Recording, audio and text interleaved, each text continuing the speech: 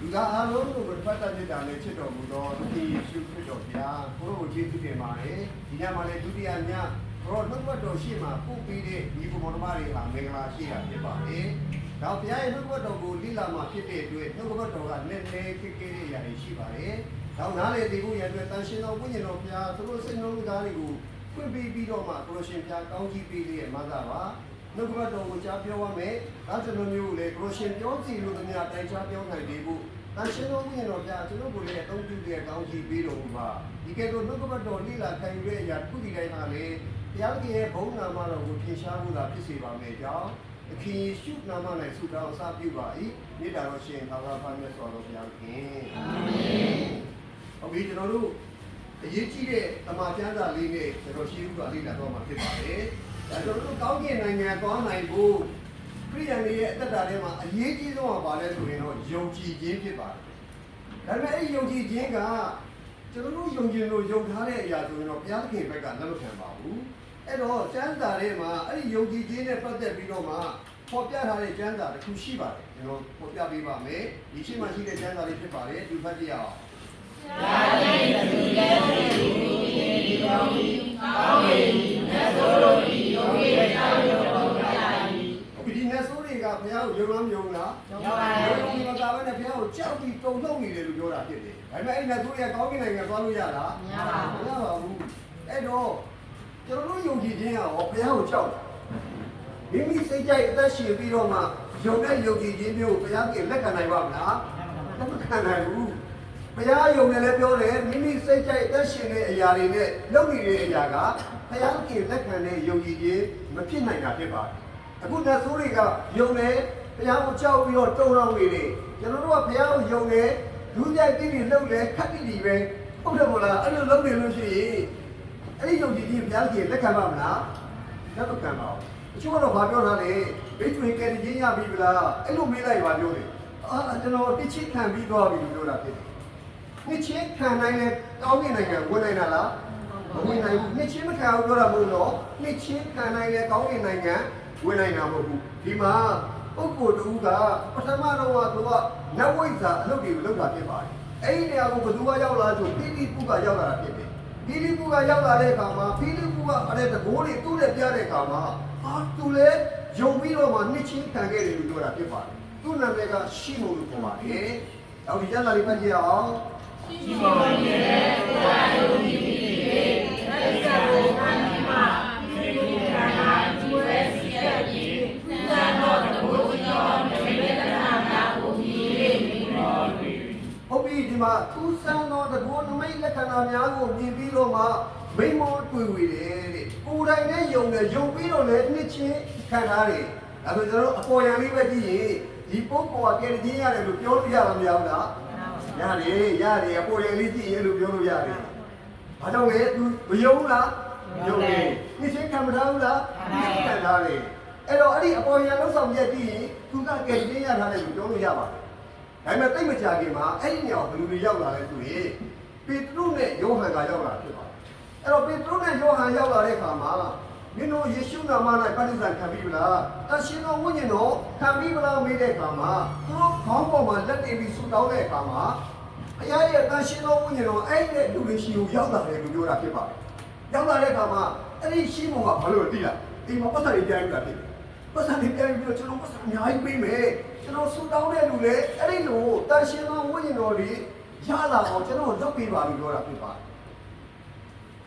အရှင်တော်ဝိညာဉ်တော်ပတ်သက်နေဝင်လို့ရတာမရပါဘူးမရဘူးဟုတ်တယ်မလားဟုတ်ပါတယ်အရှင်တော်ဝိညာဉ်တော်ပတ်သက်နေဝင်လို့ရတာမဟုတ်ဘူးအဲ့ဒီချိန်မှာအဲ့ဒီရှိမုံဆိုတဲ့နတ်ဝိဇ္ဇာရှိမုံဟာကဲဒီချင်းမရသေးဘူးဆိုတာထင်ရှားသွားတာဖြစ်တယ်အဲ့တော့ပေတရုကသူ့ကိုဘာပြောလဲဆိုရင်ဒီချမ်းသာရှိပါတယ်ဖတ်ကြည့်အောင်ဒီဘုရားရဲ့ပသနာတော်ဖြစ်ပြီးအကြောင်းကသိစေတော်ပြီးဘုရားသခင်ရှိတော်၌ကောင်းတဲ့ခြင်းမရှိဒီမှုရလည်းမဆက်ဆံရသေးဘူးတဲ့နှစ်ချင်းတော်ခံထားတဲ့ယုံလို့ယုံကြည်ထားတဲ့ဧဝံဂေလိတရားအဖြစ်မဟုတ်ဘူးဘုန်းတော်ကတော့ဘာအဖြစ်လဲ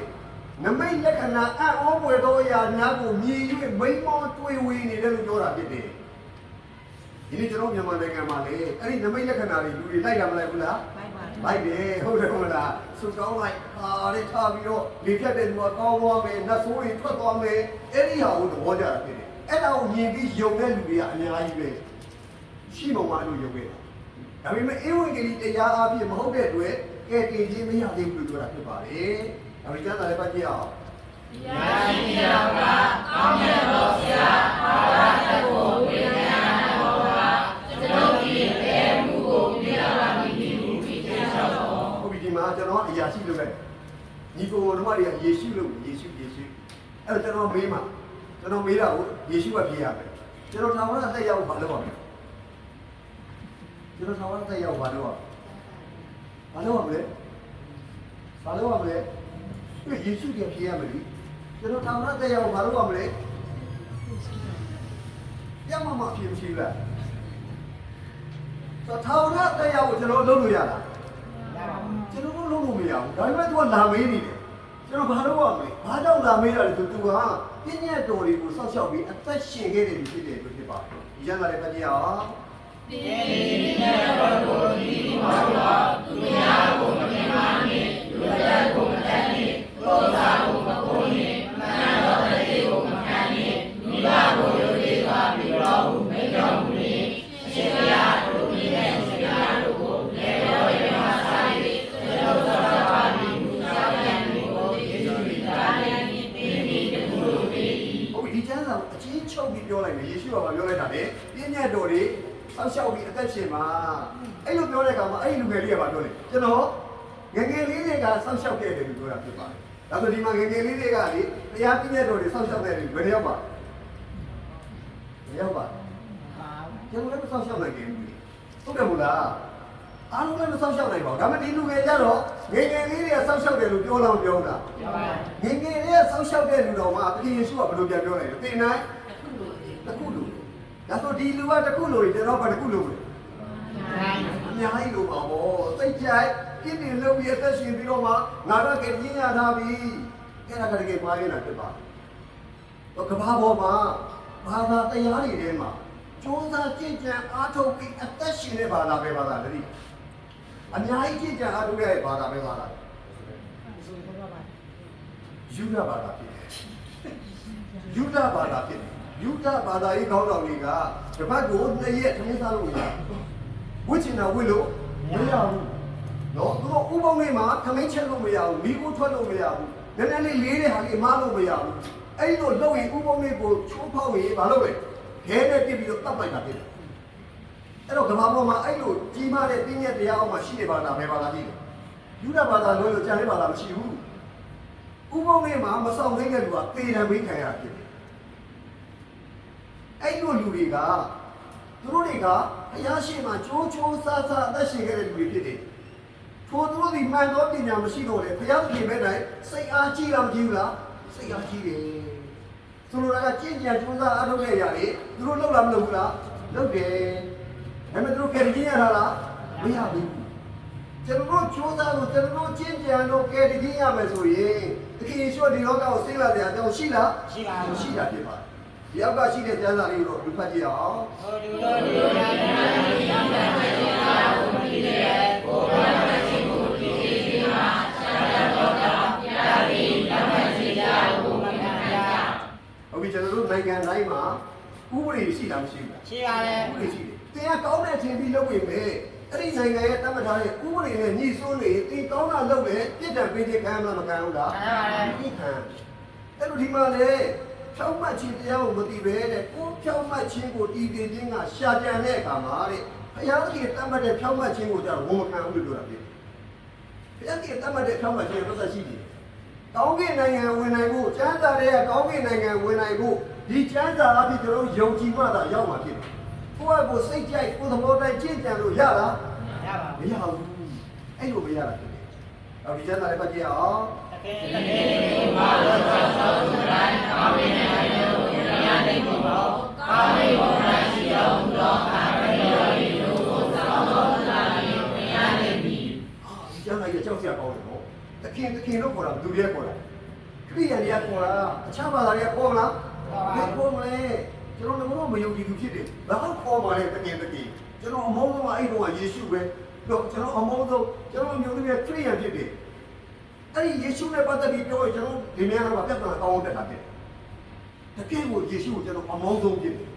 ဒါပေမဲ့ယေရှုကကျွန်တော်အချစ်ဆုံးဖြစ်နေတာဖြစ်တယ်တခင်လို့ကျွန်တော်မခေါ်ခဲ့ဘူးဒါပေမဲ့တခင်လို့ခေါ်တာကခရိယန်တွေခေါ်တာဒါဆိုခရိယန်တိုင်းကောင်းကင်နိုင်ငံဝင်လို့ရလားမရဘူးဘယ်လိုဝင်လို့ရမှာကောင်းကင်ဘုံ၌ရှိတော်မူသော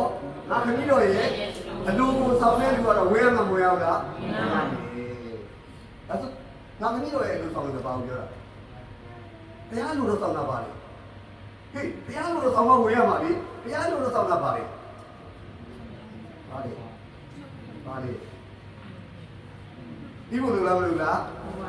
ဒါပေမဲ့ခရိယန်တွေကအဲ့ဒီဘုရားရဲ့အလိုတော်ကိုမသိတဲ့အခါမှာသူတို့ဘုရားရဲ့ရှေ့မှာဒါကတရားစီရင်တဲ့အချိန်ပြောတာနော်တရားစီရင်တဲ့အချိန်အဲ့ဒီချိန်မှာသူတို့တွေကလာတန်းစီပြီးတော့မှဘာတွေပြောလဲဆိုရင်တဲ့ဒီကျမ်းစာဖတ်ကြည့်အောင်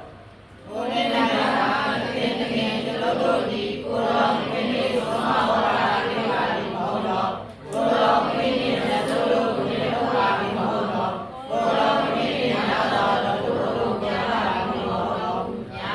တို့ဒီရှောက်ကြနေပြီဟုတ်ပြီဒီမှာကိုရောခွင့်နေဆုံးမဩရာပေးတယ်ကိုရောခွင့်နဲ့သုံးတိနေထုတ်တယ်ကိုရောခွင့်နဲ့ညားတော့တကိုးတွေကိုပြနိုင်တယ်ဆိုပြီးတော့မှလာတန်းစီတာဖြစ်တယ်။တာမန်လူတွေမဟုတ်ဘူးနော်အခုတော့တော်ကြီးပဲ။ကျွန်တော်ကျမ်းစာကြောင့်အောင်တဲ့နေ့မှာမြန်မာနိုင်ငံပြောတာဒီကွာတော့ပြောတာပေါ့နော်။မြန်မာနိုင်ငံမှာလူ300ကျော်။အဲ့တစ်နှစ်တည်းကျမ်းစာကြောင့်အောင်တာနော်လူ300ကျော်တယ်။ဒီကမ္ဘာလုံးဆိုရင်စဉ်းစားကြည့်ဘယ်လောက်များမလဲဆို။အဲ့တော့ဒီမှာလေထိုနေ့နိုင်ကတရားစီရင်တဲ့နေ့မှာအဲ့လိုလာလျှောက်တဲ့လူကနဲလားများလားအများကြီးပဲဒါဆိုဒီလူတွေကဘာလို့မျောလင့်ပြီးလာလျှောက်တာလဲလောကမှာငါတို့အမှုတော်ဆောင်ခဲ့တဲ့အတွက်ငါတို့အတွက်တရဖူတွေငါတို့အတွက်ဆုလက်တွေအဲ့လိုမျောလင့်တာဒါပေမဲ့သူတို့လုံးဝမကြားနိုင်တဲ့စကားကိုသခင်ယေရှုကပြောလိုက်တာဖြစ်ပါတယ်ဒီကျမ်းစာလေးပတ်ကြည့်အောင်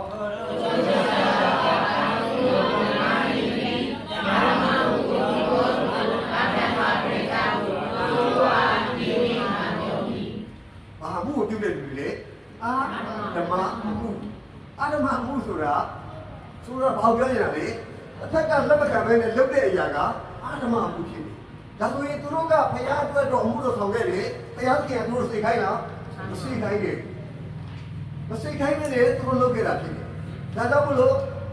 ငါထံကကဲတာဒါဆိုဘုရားရှိခိုးနဲ့ကဲသွားပြီးတော့အဲ့ဒီမှုတော်တွေပဲရပါလေငရေရောက်နော်ဒါကြောင့်လို့ဒီနေ့ကျွန်တော်တို့ကအတိအကျဘုရားရဲ့အလိုတော်ဆိုတာကဘာကိုပြောတာလဲလူပေါင်းလို့ဒီကယ်တင်ခြင်းတို့ရောက်ရင်တမန်တရားကိုတည်တည်ခြင်းကဘုရားခင်အလိုတော်ရှိတယ်ပြောတာဖြစ်ပါတယ်ဘုရားရဲ့အလိုတော်ကဒီမှာရှိတဲ့လူတွေအားလုံးကယ်တင်ခြင်းရဖို့ဖြစ်တယ်ဆိုတာကိုကျွန်တော်နားလည်ရမှာဖြစ်တယ်ဒီမှာရှိတဲ့လူတွေအကုန်လုံးမှုတော်ပြရမယ်အဲ့ဒါကိုပြောတော့မဟုတ်ဘုရားရဲ့အလိုတော်ကဒီမှာရှိတဲ့လူတွေတယောက်မချမ်းကယ်တင်ခြင်းရဖို့ဘုရားအလိုတော်ရှိတာဖြစ်ပါတယ်ဒါဆိုရင်ကယ်တင်ခြင်းရတဲ့လူရဲ့ပုံစံကဘယ်လိုလဲကောင်းတော့ပြီဆိုရင်ကောင်းတော့ပြီးပြီမကောင်းတော့ပြီဆိုရင်မကောင်းတော့ပြီးပြီလို့ကျမ်းစာမှာအဲ့တိုင်ပြောတာဖြစ်တယ်ဒါဆိုဒီကျမ်းစာကိုနားလည်အောင်ပြောရှင်းပြဒီကနေ့ပြောထွက်သွားမယ်ဟိုတရက်ပင်တပင်သွားတူတယ်အဲ့တရက်ပင်အချိန်တိုင်းဘာပြီးမှလဲဒီအတီးမှန်တယ်ဒီဘက်ကိုတစ်ခါထပ်သွားမယ်အုံးပင်တပင်တွေ့မယ်အုံးပင်အချိန်တိုင်းဘာလေးပြီးမှလဲဟုတ်ပြီဒါဆိုကျွန်တော်နေ့တိုင်းကျွန်တော်ဘာပြီးပြီလောဘဒေါသမာနအတီးရမသိလားသိတယ်ပြီးတော့ငါဘုရားသားနော်အုံးပင်ကနေငါတရက်ပင်ပြီးရတော့အုံးဒီတွေးကြော်တာနဲ့တီးရတယ်တူလားမတူဖြစ်အတီးကိုကြည့်အပင်ရဲ့သဘောကိုသိတယ်လို့ပြောတာဖြစ်ပါတယ်ဒါပေမဲ့ကျွန်တော်တို့လုပ်ခဲ့တဲ့အသင်းတော်မှာပထမရက်ကဒီကြောင်ရှာပင်ကနေအကိုင်းရဲ့ရေးတွေကောင်းကြီးပြန်နေကြည့်ကြတယ်ဒီလူတွေကတော့ဒီမှာရေးတွေခံရတယ်ဘာလို့မလို့လဲတော့မသိဘူးကျွန်တော်လည်းထူးထူးဆန်းဆန်းအဲ့ဒီခါပဲတူတူနဲ့အပင်ကြီးကနေတွေကောင်းကြီးရေးတွေကြငိုးမရွာပဲနဲ့နောက်တလားတော့လည်းကြောက်တစ်ခါထပ်ပြီးတော့အပင်တစ်ပင်ကိုဝိုင်းကြည့်နေကြတယ်ရောဘာပင်လဲဆိုရင်ပေါက်ပန်းပြူပဲပေါက်ပန်းပြူဝင်နေဘူးလားအေးဟုတ်ပြီပေါက်ပန်းပြူပဲ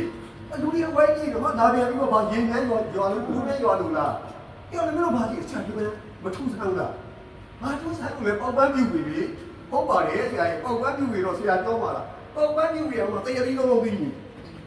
ကျွန်တော်ကြည့်လိုက်တော့ဘွားမှာအေးဟုတ်ပါရဲ့တရရီတော့တော်လေးကြီးနေအဲ့ဒါအမှဘိုးကြီးဖိုးခဲ့ဆိုအမကြီးကိုနေရောက်ကြည့်တော့တစ်ပိတက်တာကျွမ်းကျင်ဘိုးကြီးတက်နေတာအဲ့ဒီကတော့တက်စားတော့တော့ဖားလို့တော့ကိုလည်းကြောက်တရက်ပြီးအဲ့ဒီရက်ဒီကိုကြည့်ပြီးကြီးတာအဲ့ကြီးတာတဲ့ဟေ့ဘာလို့ဒီလိုလဲပြောမေကွာမဟုတ်ပါဘူးညာရဲ့ဟိုကတရက်ပြီးရိုက်ပြီးချူလိုက်တော့ဒီမှာလာချိတ်နေတာကြာရင်ချိတ်နေတာအဲ့တော့တော်များလူတွေကလည်းချိတ်နေတယ်ဒီနေ့ရှိလားမရှိဘူးလား ကိုရကြပိုစိတ်ကြိုက်လို့ပြီးတော့ဘုရားကြောင့်ခက်တီတီလေးဟုတ်တယ်မလားနော်အဲ့လိုဟန်ဆောင်လို့လူတွေရှိမှရလားမရဘူးလားအဲ့တော့ဘုရားကိရှိမှရလားမရဘူးဘုရားကိရှိမှတေဟန်ဆောင်နေမရတာဖြစ်ဒါကျွန်တော်တို့မြန်မာနိုင်ငံအနေနဲ့တော့ကြည့်လို့မကောင်းပါဘူးဒါပေမဲ့သူတို့ကယူနတ်ဘာသာထဲမှာဆိုရင်ပါရီရှေဖြစ်တယ်ပါရီရှေကပြင်ပန်းသက်ဆောင်တဲ့အရာတွေကကောင်းလားမကောင်းဘူးလားကောင်းတယ်ဟုတ်တယ်မလားစူတောင်းပြီးအလူဝင်ခဲ့တယ်အဆရှောင်းတယ်တနာတတ်တယ်နော်ဝတ်ပြုဖို့ဝယ်တယ်ကျိုးစားအထုတ်တယ်အဲ့ဒါတွေကကောင်းတာဖြစ်တယ်အဲ့ဒီအပေါ်ရောင်ကြည့်တဲ့အခါမှာလူတွေကချီးမွမ်းမှာဖြစ်တယ်ဘုရားခင်ကအပေါ်ရောင်ကြည့်တာလားအတွင်းသဘောကိုကြည့်တာလား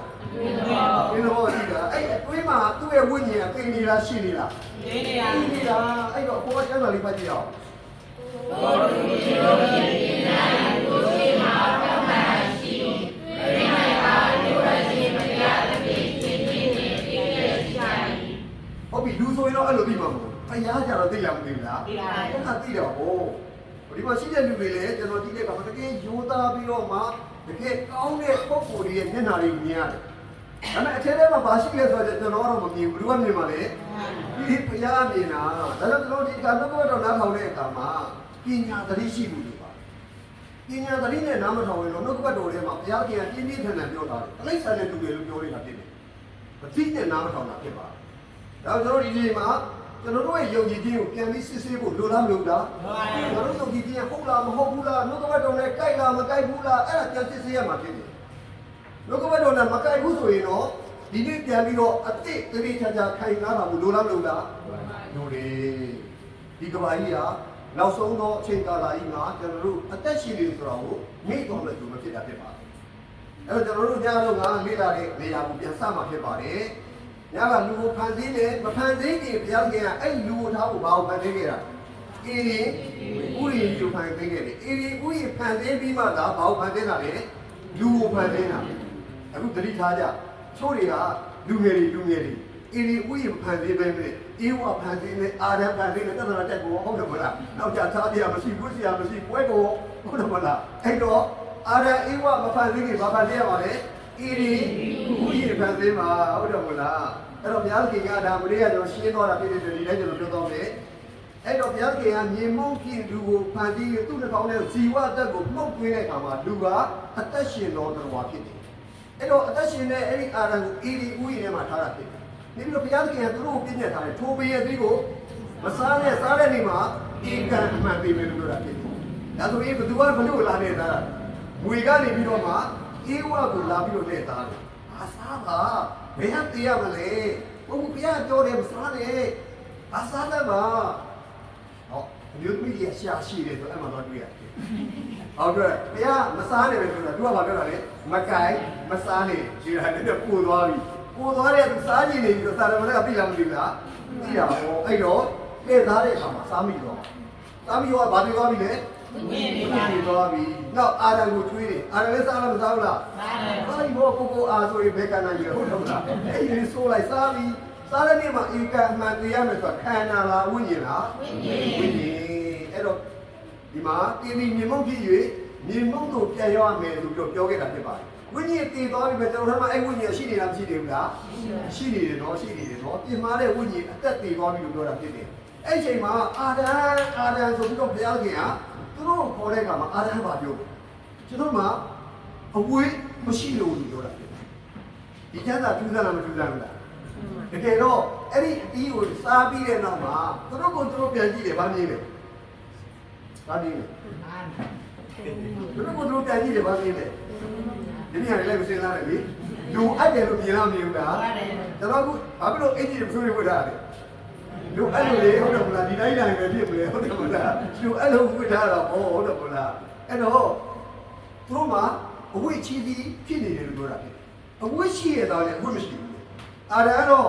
နောက်မှစားလို့လာတနေရာပဲပုံရတယ်ဒီကအရင်ဆုံးစားတော့တနေရာပုံရအကောဟောရတယ်ဟုတ်တယ်မလားအဲ့တော့သူတို့အဝိမရှိဘူးပြောတဲ့အတွက်တရားကသူတို့ကိုအဝတ်လုပ်ပေးလားမလုပ်ပေးဘူးလားလုပ်ပေးရအဲ့ဒီအရာကအဲ့ဒီအပြစ်သားတွေအတွက်ဘုရားခင်ကအချိန်ကြရင်ဘလို့ကဲတင်မယ်ဆိုတော့ဘုရားရဲ့မိလိုက်ကိုအဲ့ဒီမှာပေါ်ပြခဲ့တာဖြစ်တယ်အာရဟိဝကအပြစ်ရှိတာဖြစ်ပါအဲ့ဒီအပြစ်ကိုအဲ့ဒီတိုးလေးပေါ်မှာလိမ့်စာပေါ်မှာပြောင်းရွှေ့ပေးလိုက်ဆိုအာရဟိဝဆိုဒီလောကမှာရှိတဲ့လူသားအားလုံးကိုပုံဆောင်တာတိုးလေးကသခင်ယေရှုခရစ်တော်ပုံဆောင်တာဖြစ်တယ် တနေ့ကျရင်ကျွန်တော်တို့ပြည့်တဲ့အားလုံးကိုသခင်ယေရှုပေါ်မှာတင်ပြီးသခင်ယေရှုအသေးခံပေးခြင်းအပြင်အာရနဲ့အေဝါကဝတ်လုံရလို့ကျွန်တော်တို့လည်းကယ်တင်ရေးဝတ်လုံလုပ်ပေးဖို့ရတဲ့ဘုရားသခင်ကကဘာဦးရဲ့စီစဉ်ထားတာမစီစဉ်ထားဘူးလားစီစဉ်ထားပါတယ်ဒါပေမဲ့အပြစ်ရှိတဲ့အတွက်အေဒီဦးရဲ့မှာနေခွင့်ရသေးလားမရတော့ဘူးကျင့်ချင်းတွေရှိရောက်လာတယ်ကျင့်ချင်းတွေဝေပေါ်မှာလည်းရောက်လာတယ်မိန်းမပေါ်မှာလည်းရောက်လာတယ်ယောက်ျားပေါ်မှာလည်းရောက်လာတယ်မြေကြီးပေါ်မှာလည်းရောက်လာအသက်ပင်ရဲ့အတီးကိုလည်းစားလို့ရသေးလားမရတော့ဘူးနော်ဒီမှာသူတို့ကိုဝက်ကားတိုက်ပြီးဆိုတော့တွေ့ရတာဖြစ်ပါဗီဒီယိုလေးပြပြပါမယ်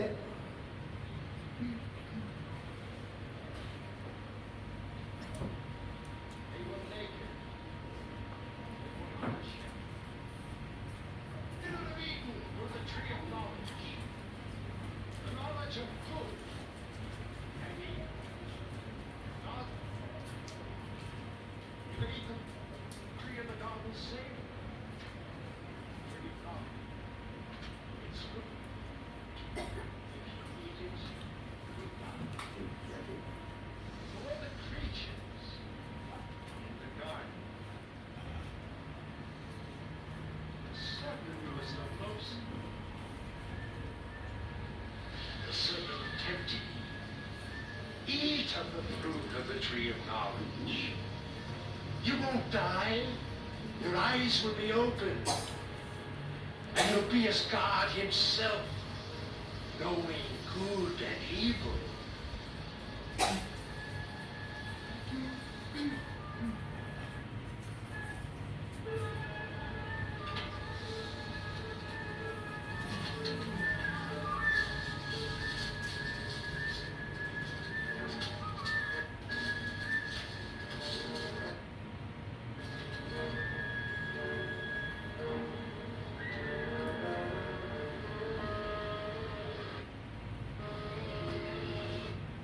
He made the fruit. And she gave it to Adam to eat. And their eyes were open. And they knew they were naked and they were ashamed. And they tried God.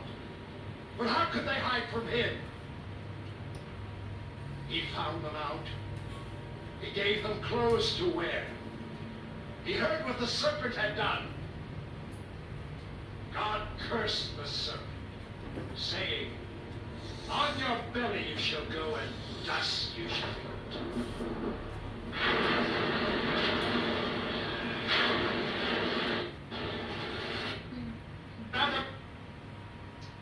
He cast them out of Eden.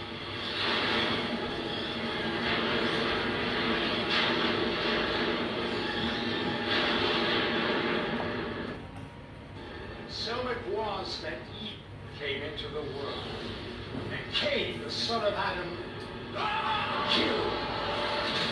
his brother Abel.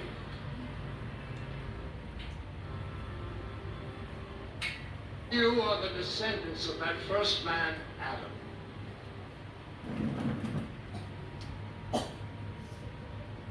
ဟိုဒီလားဆိုရင်အဲ့ဒီအေရီယန်ဝိယင်မှာကျမ်းစာထဲမှာတော့အတိအကျရှိတယ်ပြောပါတယ်ဒါပေမဲ့အဲ့ဒီအေရီယန်ဝိယင်ကအပြင်မှာတကယ်ပဲရှိသလားကျွန်တော်ပြီးသွားရင်လည်းလမ်းမှာဆိုင်တွေ့တာဖြစ်ပါတယ်အဲ့ဒီဆိုင်ကဘာရေးတာလဲအေရီအေးဆိုင်အဲ့ဒါဆိုတော့ဒါကရုပ်ကြည့်သူဒီလားမသိဘူးအေးတောက်လေးနဲ့မိသားဖွင့်လို့ရတာဟောအဲ့ဆိုင်မှာအေးသွားတတ်တာဖြစ်တယ်ကျွန်တော်ကဆိုင်ရှင်လားပြီးတော့မဟုတ်ဘူးလေဥမာဆိုင်ရှင်ဟောခဏတော့ခေါ်ပေးပါလားဆိုင်ရှင်ရလားဘာကိစ္စရှိလို့လဲအဲ့ချိန်မှာကျွန်တော်ကမိတ်ဆွေတို့ကတွေ့ရတာကျွန်တော်ပြေးလိုက်တယ်မဟုတ်ပါဘူးဘာဖြစ်လို့ဟောဆိုင်နာမည်ကအီဒီလို့ပြောထားတဲ့အတွက်တော့ခရိယန်လားလို့ကျွန်တော်ကမေးတာပါမဟုတ်ပါဘူးတဲ့ဒါဆိုဘာလို့အီဒီအေးဆိုင်လို့ပြေးထားတာအချင်းနဲ့မှကြားဘူးချင်းနဲ့မှကြားဘူးလို့ဆိုအီဒီကတကယ်အင်းကျန်းနဲ့တာယာတယ်အဲ့ဒီလိုသူကကြားဘူးတဲ့အတွက်အဲ့ဆိုင်နာမည်လေးအဲ့လိုပြေးလိုက်တာလို့ပြောတာဖြစ်ဒါဆိုကျွန်တော်လည်းအရာကိုယုံကြည်လို့လေအေရီဥယျာဉ်ကချမ်းသာထဲမှာရှိတယ်လို့ပြောတယ်ဒါကအပြင်မှာလည်းတကယ်ပဲအဲ့ဒီအေရီဥယျာဉ်ရှိလားမရှိဘူးလားအဲ့ဒါကိုကျွန်တော်လေ့လာမှာဖြစ်ပါတယ်ဒါဆိုအဲ့လိုလေ့လာဖို့ရတဲ့ချမ်းသာထဲမှာအေရီဥယျာဉ်တည်နေရာကိုချိလိုက်တဲ့အခါမှာမြစ်လေးမြစ်ကဖြာထွက်သွားတယ်လို့ပြောတာဖြစ်ပါတယ်ဒါဆိုအဲ့မြစ်တွေကဘာမြစ်တွေလဲဆိုရင်ဒီမှာဖတ်ကြည့်အောင်ရှုံးနေဒီလိုမြစ်တွေကမြစ်ဒါ ဆိုဒီကဘာပေါ်မှာဒီမြင်လေးကိုရှာလို့တွေ့ရင်အဲ့ဒီအလေဘပေါ်ဟာအေဒီဥယေလို့ကျွန်တော်ပြောလို့ရလားမရဘူးလားရတာဘောဟုတ်တယ်မို့လားဒါဆိုခုကဘာမြေပုံကိုကြည့်လိုက်ဟောဒီမှာဒီကေလာမြေကိုတွေ့ရပြီဒီမှာဥရရဲ့ဆိုတာတွေ့ရတကယ်ဆိုရင်ဒီနေရာကအေဒီဥယေလားလို့ကျွန်တော်တို့ထင်လို့ရတယ်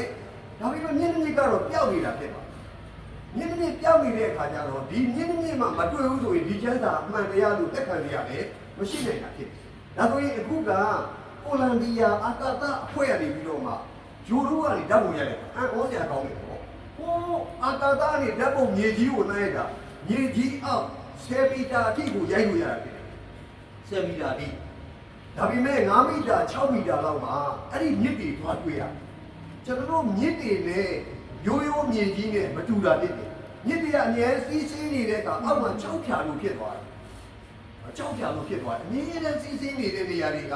ကြောက်ဖြာလို့ဖြစ်သွားပြီးတော့မှကြံတဲ့မြေကြီးနဲ့မတူတာဖြစ်တယ်အဲ့တော့အဲ့လိုရိုက်လိုက်တဲ့အခါမှာအဲ့ဒီကြောက်ဖြာတွေပေါ်လာဖြစ်တယ်ပေါ်လာတယ်ဆိုတာဓာတ်ပုံပေါ်မှာပေါ်လာတာပြောတာနော်ဟိုမြေကြီးရောက်တဲ့မှာရောက်နေတယ်ဒါဆိုရင်ဘာကြောင့်အဲ့ဒီမြေကြီးရောက်တဲ့ကိုရောက်သွားတာလဲဘုရားကြီးရဲ့ဒေါသဘုရားကနားမထောင်တဲ့အတွက်ကြီးစွာသောဒေါသတွေနဲ့မြေကြီးကတစ်ခါမှမလှုပ်ဘူးတဲ့ငလျင်ပြင်းထန်တဲ့ငလျင်လှုပ်ခဲ့တာဖြစ်တယ်အဲ့လိုလုပ်တဲ့အခါမှာအေဒီဥယျာဉ်တွေတကွာအဲ့ဒီမြင့်နဲ့မြင့်ပါကိုမြင့်ကြီးအောက်ရောက်သွားတာဖြစ်တယ်။အဲ့ဒါလည်းပတ်သက်ဗီဒီယိုလေးခဏကျွန်တော်ပြပေးပါမယ်။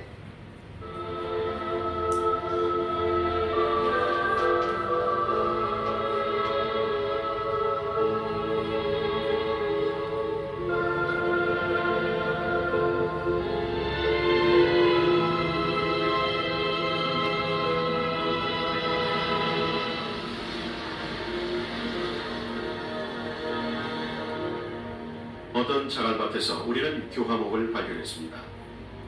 오랜 세월 တကယ်တော့အခုဒီနေရာကလည်း 전에 အဲ့ဒီ 내용물이 규산 အဲ့ 성분으로 ဒီ 된 မှာဘာတွေတော့တွေ့ရတယ် 나무 ။ပိ 화석입니다. ပိအကြီးတွေတော့တွေ့ရတယ် 나무가 돌로 변했지만 ကြောက်ပြီး 나무의 တော့ 원형을 ဖြစ်ကြတယ် 간직하고 있는 ကြောက်တုံး 것이죠. တွေကိုဖြစ်ကြတယ်။ဘာလို့ကြောက်တုံးတွေကိုဖြစ်ကြတယ်လဲဆိုရင် 이들 ဘာဝ 교화목 နဲ့ 가운데 ရောက်အဲ့လို 길이가 ကြောက်ကြသွားတဲ့ 20m를 နေရာတွေက 지니는 것을 အဲ့လို 찾았습니다. ဖြစ်သွားတယ်။ပလိစ္ဆာတွေ 상황에서 이런 나무가 자랐다는 것은 불가능한 이유로 먼 옛날 이곳의 환경이 지금과 같지 않았을 거라는 추측을 해봤습니다. ကောင်းကြီးတဲ့တော်ဝါတွေအဲ့မှာတည်သွားတယ်။ရိုးတက်သွားတယ်။အိုင်နိုဆောလို့ပါတော့လုံးဝမင်းတွေသွားတယ်။ဒါပေမဲ့သူတို့ရဲ့အမျိုးတွေကအဲ့မှာပြန်ပြေးရတယ်။ကြောက်ကြည့်ရုပ်တွေ။ဒီနေရာကအခုဘာလို့အဆိုင်ကြည့်ကြအောင်လဲ။နိုင်နိုင်ကြီးပြောတယ် 우리는 이 자갈밭에서 또 다른 화석을 찾았습니다. 이번에는 동물의 화석 같았습니다. ။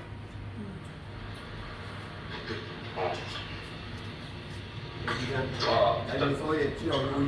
우리가 찾아서 조립한 것은 놀랍게도 공룡의 다리뼈였습니다.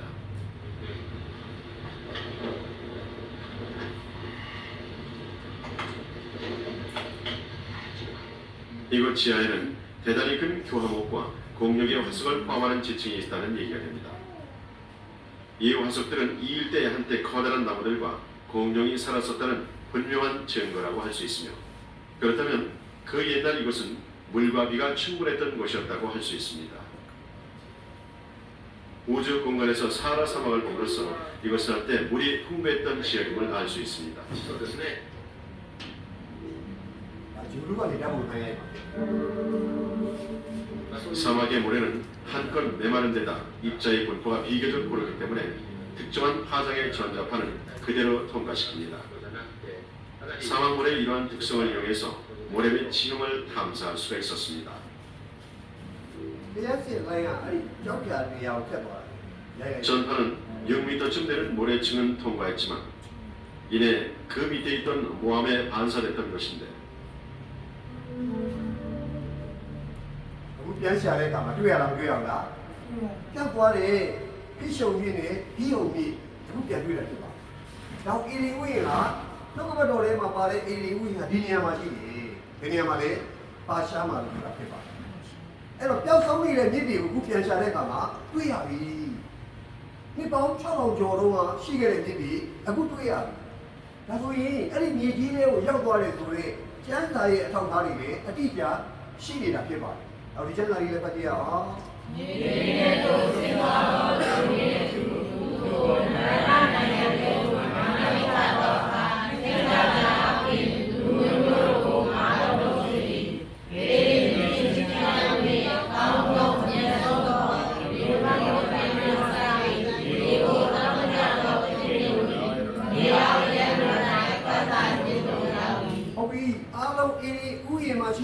စ်တွေတိရစ္ဆာန်တွေများစွာသောအပင်အနှံတွေကမြေကြီးအောက်ကိုရောက်သွားတယ်လို့ပြောတာဖြစ်ပါတယ်။ဒါဆိုအဲ့ဒီမြေကြီးအောက်ကိုရောက်သွားတဲ့တပ်တွေရောရှိလားလို့ရှိတာပေါ့။ဒီကောင်ကရေနံတွေကအောက်မှာရှိတာပေါ့။အဲ့ဒီလိုရောက်သွားတဲ့နောက်မှာအဲ့ဒီအပေါ်ဖိအားနဲ့အဲ့ဒီအောက်မှာရှိနေတဲ့အဲ့ဒီအရာတွေကြောင့်ရေနံတွေထွက်လာဖြစ်ပါတယ်။အခုအဲ့ဒီမှာကဘာပေါ်မှာ90%လုံးအများဆုံးရေနံထွက်တဲ့နေရာကအဲ့ဒီနေရာပဲဖြစ်ပါတယ်။အခုဒီမှာမြေပုံမှာရှိတဲ့အချုံလေးတွေအဲ့ဒီနေရာတွေကရေနံကဘာပေါ်မှာအထွက်ဆုံးနေရာတွေဖြစ်ပါတယ်။ဤဥယျာဉ်တစ်ဝိုက်မှာကများစွာသောအရာတွေကအဲ့လိုရှိခဲ့တဲ့အတွက်များစွာသောရေနံတွေလည်းအဲ့ဒီမှာထွက်တာဖြစ်ပါတယ်။ဒီနေ့ဒီပြင်းလို့လည်းသူမြေအောက်ရက်ကိုနှိမ့်ချခြင်းကိုခံရရတယ်ပြောတာဖြစ်ပါတယ်။အဲဆိုရင်အာရနေဧဝကဤဥယျာဉ်မှာမနေရတဲ့အတွက်သူတို့တခြားနေရာကိုရောက်ပြီးတဲ့အခါမှာကလေးတွေရခဲ့ပါတယ်။ဘယ်သူနဲ့ကာအိနာနဲ့အာဘေလာဟုတ်တယ်မဟုတ်လားအဲ့တော့အပြစ်သားတွေကမွေးလာတဲ့အတွက်အပြစ်သားတွေဖြစ်နေတာဖြစ်နေဘူးလားဖြစ်နေတဲ့အတွက်ညီကိုချင်းပါတယ်လို့တာလေတတ်လိုက်တာတတ်လိုက်မနာလို့သိကြောက်တတ်လိုက်ဒါဆိုရင်အဲ့ဒီသူတို့ရဲ့ခိကလာရဲ့နောက်ထပ်နှစ်ပူပြီးကြားလာတဲ့အခါမှာလူတွေကပူများလာတာမများလာဘူးလားပူများလာပြီပူများလာတဲ့အတွက်ဒုစရိုက်ကရော့သွားလာပူများလာတာပူများလာအပြစ်တွေအပြည့်ပူများလာတာဖြစ်တယ်ယူစရာကောင်းတဲ့အဖြစ်တွေပါအဲ့ဒီချိန်မှာလောက်လာတဲ့အခါမှာဘုရားသခင်ကသူတို့ကိုထားမယ်ဆိုမဖြစ်ဘူး။နောအေးကိုလာပြီးတော့ပြောတာဖြစ်ပါတယ်။နောအေးဒီကဘာမြေကြီးကိုငါစီရင်တော့မယ်။နော်အဲ့လိုပြောပြီးတော့ဘုရားသခင်ကပြန်တက်သွားတာမဟုတ်ဘူးနော်။စီရင်ခြင်းကဘာနဲ့စီရင်မှာလဲ။ရေနဲ့စီရင်မှာဖြစ်တဲ့အတွက်အဲ့စီရင်ခြင်းကလွတ်ဖို့ရအတွက်နောအေးကိုဘာလို့ခိုင်းခဲ့လဲ။သင်္ဘောကြီးဆောက်ခိုင်းခဲ့တာဖြစ်တယ်။သင်္ဘောဆောက်တာကနောအေးမင်းဆောက်ချင်လို့ဆောက်တိုက်တဲ့အသားနဲ့ဆောက်အဲ့လိုပြောတာမပြောဘူးဘာသာနဲ့ဆောက်ပါလေဘုရားတက်တာနဲ့ဆောက်အလျားကဘလောက်အနံကဘလောက်အထက်ကဘယ်နှထက်ပေါက်ကဘယ်နှပေါက်အင်ဂျင်နီယာကဘုရားကြီးအလုပ်သမားကနောအေးဖြစ်တယ်အဲ့တော့နောအေးကဘုရားကောင်းနားထောင်ပြီးဆောက်တာမဆောက်ဘူးလားဆောက်တာပေါ့ဒီများကြီးလည်းအေးဝင်လုပ်တယ်စိတ်ဝင်စားလားမဝင်စားဘူးမင်းတို့တွေယူနေတာဘယ်တော့မိုးတော်ဘူးလို့လေဘယ်ကမိုးတွေကရွာမှာမို့လို့လေဟာငါတို့တွေကတော့ဒီမှာတောက်မယ်စားမယ်ပြောင်းမယ်ပါမယ်မင်းတို့တွေပဲယူကြအဲ့တော့တော့မိသားစုကတော့ချိုးချိုးဆားဆားလုပ်တဲ့အခါမှာတင်းဘောကြီးပြီးသွားတာမပြီးတော့ဘူးလားပြီးသွားပါဘူးတင်းဘောကြီးပြီးသွားတဲ့နောက်မှာအန်ဩစရာနမီးလက္ခဏာဘာတွေတွေ့ရလဲဆိုတိရစ္ဆာန်တွေတက်လာတယ်တိရစ္ဆာန်ဒါဆိုအဲ့ဒါကိုကြည့်ပြီးတော့အဲ့မှာရှိတဲ့လူတွေစိတ်ဝင်စားလားစိတ်ဝင်စားဘူးဒါဆိုအခုလေနောက်ဆုံးသောကာလမှာဘာတွေဖြစ်မယ်ဆိုတဲ့ပုပ္ပနမိတ်လက္ခဏာတွေကနှစ်ခါကျွန်တော်ပြောမှဖြစ်တယ်အဲ့ဒါတွေအခုဖြစ်နေလားဖြစ်နေပြီလားဖြစ်နေတယ်အဲ့ဒါဆိုလေအဲ့လိုဖြစ်နေလေကျွန်တော်တို့ကသင်္ဘောကြီးတိဆောက်တဲ့ကဲတော့ကိုယ့်ရဲ့ယုံကြည်ခြင်းကိုတိဆောက်ရမယ့်အရာတွေစိတ်ဝင်စားလားစိတ်ဝင်စားကြအောင်ဘူးလေဟုတ်တယ်မို့လားနောအေးခေတ်ကလူတွေနဲ့အခုခေတ်လူတွေအတူတူပဲဖြစ်တယ်နောအေးတဲ့ကဖြစ်တဲ့ကဲတော့ဖြစ်လိုက်တယ်ဆိုတာအတိအကျဖြစ်လာမှာဖြစ်ပါလေနောက်ဒီကျမ်းစာလေးပတ်ကြည့်အောင်သေရှင်တော်ဘာကိုဘာမရနိုင်ဘာကိုလိုက်ပဲရှင်ခြင်းမှာယဉ်ကျေးကိုရရဖို့ဖြစ်တဲ့ဒီဘောမှာရှိတဲ့အားလုံးဒီတရားတာဒီတော့ဘုရားခင်စီရင်ပြီဆိုရင်ဘုရားစကားကိုနားထောင်ပြီးပြင်ဆင်တဲ့လူကလွဲရင်ကျန်တဲ့လူကအကုန်စီရင်ခြင်းခံရမှာဖြစ်အဲ့တော့လောကြီးတော့သိလားမသိဘူးလားသိတာပေါ့အဲ့တော့လိုက်ပြီးတော့ပြောတယ်စိတ်ဝင်စားလားစိတ်ဝင်စားလူတွေကစားမယ်တောက်မယ်ထင်းညာဆောင်မယ်အဲ့ဒါပဲစိတ်ဝင်စားတာဖြစ်တယ်အခုလည်းကြည့်လိုက်ဘယ်နေရာတွေမှာလူများလဲပွင့်လာတဲ့ပင်ဟုတ်တယ်မလားအဲ့ဒီမကောင်းတဲ့ဒုစရိုက်တွေလုပ်တဲ့နေရာမှာလူတွေကများလားမများဘူးလား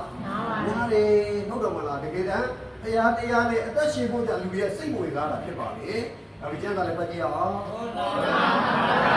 ရေးဒီမောရေကိုတရားမတော်မူရတာဒီကာလဝိပရိနိဗ္ဗာန်အခြင်းနဲ့ဘုရားကြောင့်ကိုငါသိနေပြီဒီဝိပါပေါင်းလို့နေတော့တော်တယ်ဆိုတာဒီမောရေကိုဝင်တဲ့လူကဘယ်လိုလူဝင်ရတာဖြောက်မှတ်တဲ့လူဖြစ်ပါတယ်အဲ့တော့ကျွန်တော်လည်းကောင်းကင်နိုင်ငံကိုဘယ်လူတွေပဲဝင်လို့ရပါလဲဖြောက်မှတ်တဲ့လူဖြစ်တယ်နော်ဒါကြောင့်မလို့နောအေးတို့မိသားစုကဖြောက်မှတ်တာကိုငါသိတယ်ငါမြင်တယ်ဒါမင်းရဲ့အိမ်တော်မိသားစုတွေအကုန်လုံးတင်မောနဲ့ဝင်ပါရခင်ဝင်တိုင်းလိုက်တဲ့ကောင်ကဝင်သွားတာဖြစ်သူတို့မိသားစုဝင်ပြီးပြီဆိုတာလေအဲ့တကားကြီးကိုဘီဝပိတ်လိုက်တာဘုရားပိတ်လိုက်အခုလေကျေးဇူးတော်တကားကြီးပွင့်တာလားပွင့်တာလားပွင့်တာလေကျွန်တော်တို့ဒီချိန်မှာအဲ့ဒီတင်မောတွေကိုရောက်သွားဖို့ယေရှုခရစ်တော်အထဲကိုရောက်သွားဖို့ဒီချိန်မှာအရေးကြီးတာကြည့်လားအရေးကြီးတယ်နော်ချစ်တော်ညီကိုမောင်တို့ကျွန်တော်ပေါ့တန်တန်အသက်မရှိပါနဲ့နောက်ဒီကျမ်းစာလေးဖတ်ကြည့်အောင် Noe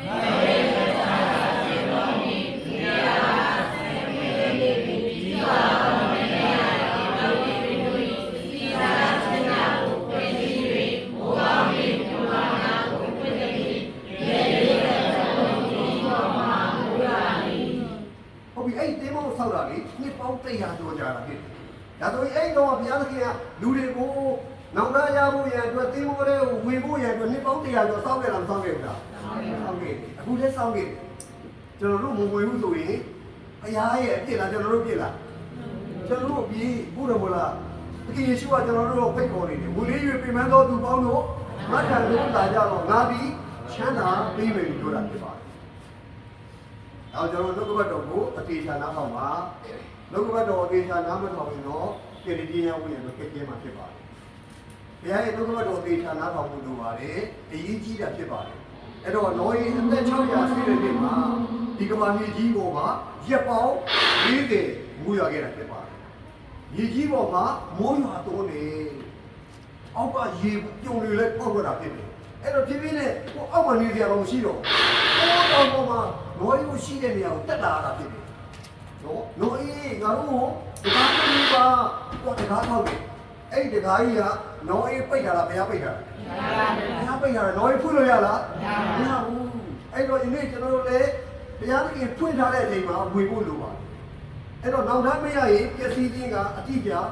လာဖြစ်ပါတယ်။ကျွန်တော်တို့ဒီလူလေးဖြစ်ကြရအောင်။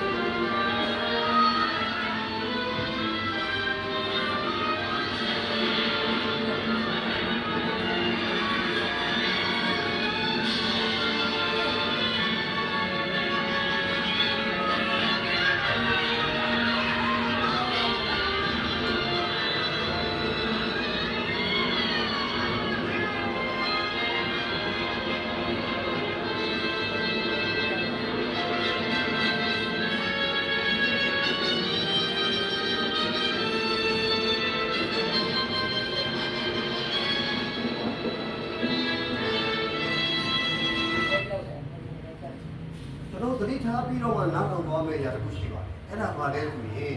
ဘုရားခင်စီရင်တဲ့အရာတစ်ခုဒီတိုင်းဟာကျွန်တော်တို့ရဲ့ဒုစရကျင့်ကြံအားထုတ်မှုအပြင်လွတ်မြောက်အောင်လုပ်လို့မရဘူးဆိုတာကိုသိဖို့လိုပါတယ်။နောအေကိကသူတို့တွေလည်းဖောင်နေဖွဲ့ပြီးတော့မှတို့အောင်လုပ်ပါမယ်။လုပ်လို့ရလားမရဘူး။အဲ့တော့ဘုရားခင်စီရင်တဲ့အရာတစ်ခုဒီတိုင်းဟာဘုရားရဲ့လွတ်မြောက်နိုင်တဲ့နည်းလမ်းဘုရားခင်ပေးလာတယ်။အဲ့ဒီကိတော့ကအမှရှိတဲ့လူတွေအားလုံးကိုလည်းအဲ့ဒီသင်္ဘောတွေဝင်လိုက်လို့ရှိရင်လွတ်လာမလို့ဘူးလားလွတ်မြောက်နိုင်တယ်ဒါပေမဲ့သူတို့ဝင်လာမဝင်လာဖြစ်ပါလေနောက်ယနေ့ကျွန်တော်လည်းဒီနေ့လည်းဘုရားခင်ကျွန်တော်တို့ကိုလွတ်မြောက်နိုင်တဲ့နည်းလမ်းပေးထားပါတယ်အဲ့ဒီနည်းလမ်းတိုင်းကျွန်တော်တို့ကနာခံပြီးအသက်ရှင်ဖို့လိုပါတယ်ဒါကြောင့်ဘုရားခင်ကိုစကားကိုမယုံကြည်တဲ့အတွက်အားလုံးကပယ်ရှင်းခြင်းပြည့်စည်ခြင်းခံရတယ်ကမ္ဘာပေါ်မှာရည်ရွယ်ဖြစ်ဖြစ်မြင့်တက်လာဖြစ်တယ်ဒီမြုပ်သွားတယ်တိုက်တွေမြုပ်သွားတယ်တောင်တွေမြုပ်သွားတယ်ကမ္ဘာရဲ့အမြင့်ဆုံးတောင်တွေကမြုပ်သွားတာဖြစ်တယ်ဒီကမ္ဘာလုံးရေလွှမ်းခြုံသွားတာဖြစ်ပါတယ်ဒါတို့ကြီးကမောင်မတို့လေးလေးနဲ့စဉ်းစားကြည့်အောင်ကျွန်တော်မေးခွန်းတစ်ခုမေးချင်ပါတယ်ဒီကမ္ဘာလုံးရေတွေပြည့်သွားပြီအဲ့ဒီရေတွေကခန်းသွားတယ်လို့ပြောတာဖြစ်တယ်ဘယ်လိုစီးသွားလို့ခိုင်းလဲကျန်တာတော့စီးသွားတယ်လို့ရေးပါတယ်ဘယ်လိုစီးသွားလဲကျွန်တော်တို့ကတော့လက်မခံဘူးဘာကြောင့်လဲဆိုကျွန်တော်တို့ကတော့နားမလည်ခဲ့ဘူး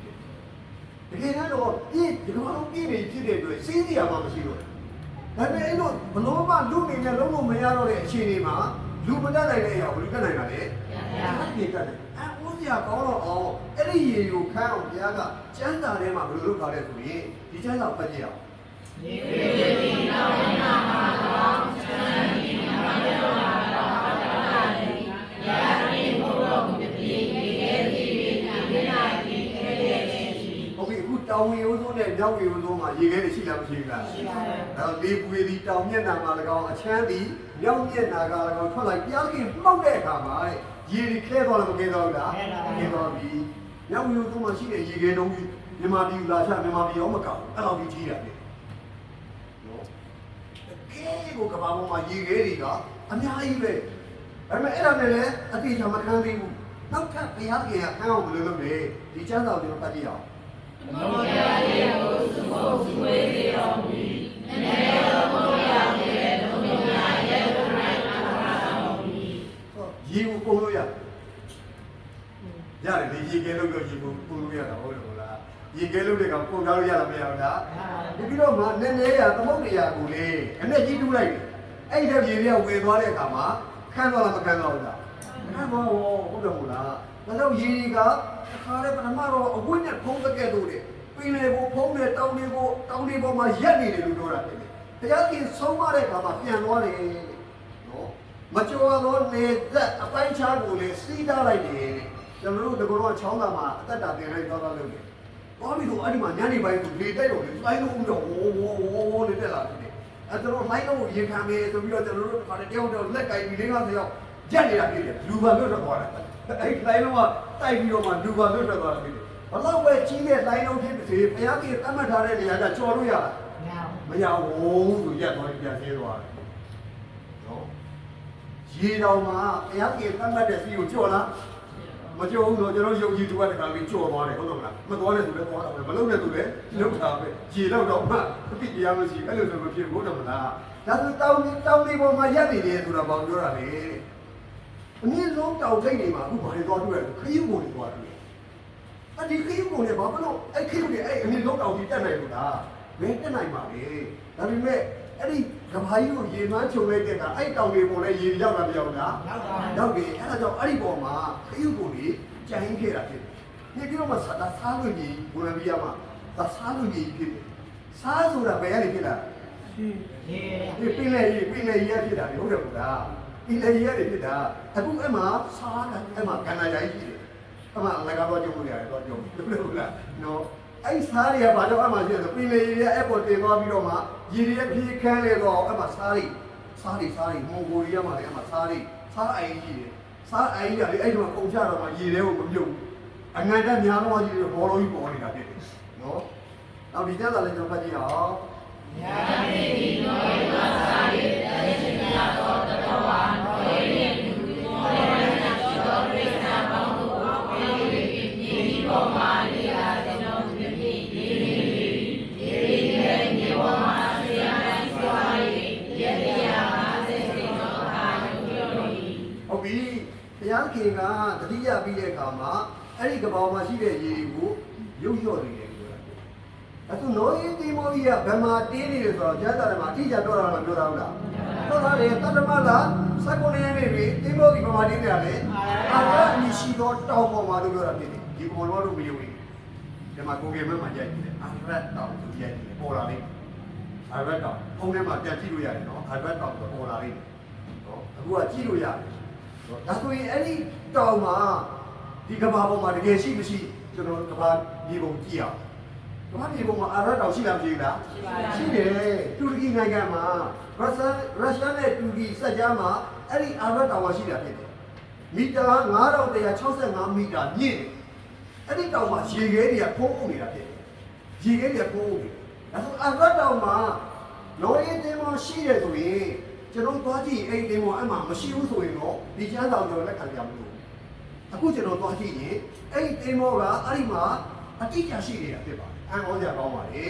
အဲ့ဒီမှာတချို့တွေလည်းတင်ပေါ်အဲ့တောင်ပေါ်မှာသွားပြီးတော့မှနာဘတို့ဘာတို့ကလည်းသွားကြည့်တယ်ကြည့်တဲ့အခါမှာတင်ပေါ်ကြီးကိုတွေ့ခဲ့တွေ့တဲ့အခါမှာအဲ့တင်ပေါ်ရဲ့တစ်သားအပိုက်စားတွေဖြတ်ပြီးတော့ယူလာပြီးတော့မှသွားပြီးစမ်းတက်လိုက်တဲ့အခါမှာဘာတစ်သားဖြစ်လဲလေဘောထလာတယ် ဘယ်ပိုင်းကိုဖြတ်ဘောပါပတာအဲ့ဒီအရာကိုခုကျွန်တော်ပြမဲ့ဗီဒီယိုကြကဘာကိုထုတ်လွှင့်တဲ့သတင်းဌာနရိုက်ကြတဲ့ဗီဒီယိုဖြစ်တယ်ဟိုကျွန်တော်တင်လာလို့ကိုရိုက်တာပေါ့ကဘာကိုထုတ်လွှင့်ကိုရိုက်ထားတဲ့ဗီဒီယိုနော်အဲ့ဒါကအခုဆိုရင်အဲ့ဒီအကြောင်းအရာနဲ့အဲ့ဒီပြတိုက်ကိုကြည့်ရင်အောက်ကောင်တော့ကြည့်လို့ရတယ်အဲ့ဒီတင်မောကြီးကိုတွေ့ပြီးတဲ့နောက်မှာခရိယံအများကြီးဖြစ်သွားတာဖြစ်တယ်တရုတ်မှာရောအောက်ကောင်မှာရောခရိယံအများကြီးဖြစ်သွားတယ်ကျွန်တော်ပြပြီးပဲအဲ့ဒီဟာ 2000년 전에 중국 역사에 기록된 노아의 방주가 홍수구 터키 아라라산 위에서 발견되었습니다. 요즘 이 노아의 방주와 관련된 영화 2012년에서도 노아의 방주가 등장합니다. 그래서 중국 홍콩 탐험대가 아라라산을 관리하는 정부 탐험대와 연합하여 영구 확인하러 노아의 방주가 있는 곳에 올라갔습니다.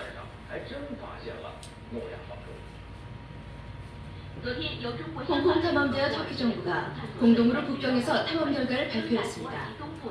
터키 아라라산에 노아의 방주가 있는 것을 네덜란드 전문가가 확인했습니다. 전문가는 발견 결과를 확인하고 아라라산에 있는 것이 노아의 방주가 맞다고 발표했습니다. 저는 35년 동안 노아 방주를 연구했습니다. 많은 자료들을 검토한 결과 노아의 방주를 발견한 것이 확실합니다. 아라라산은 기온이 너무 낮아서 얼음이 얼고 3,000m 이상은 일반 사람이 오르기 힘듭니다. 곧 살 수도 없습니다. 노아의 방주 외에는 나무 조각이 주변에서 발견될 수 없습니다. 우리 탐험대는 방주 안에 들어갔고 많은 자료들을 발견했습니다. 사진과 동영상을 찍어냈고 가지고 온 노아의 방주의 자료들을 홍콩 박물관에 전시할 계획입니다. 이번 탐의 결과가 역사에 기록되어 있는 노아의 방주가 맞다고 했습니다. 성경 창세기 တော့ဒီစာသားလေးကိုဖတ်ကြည့်ရအောင်ကျမ်း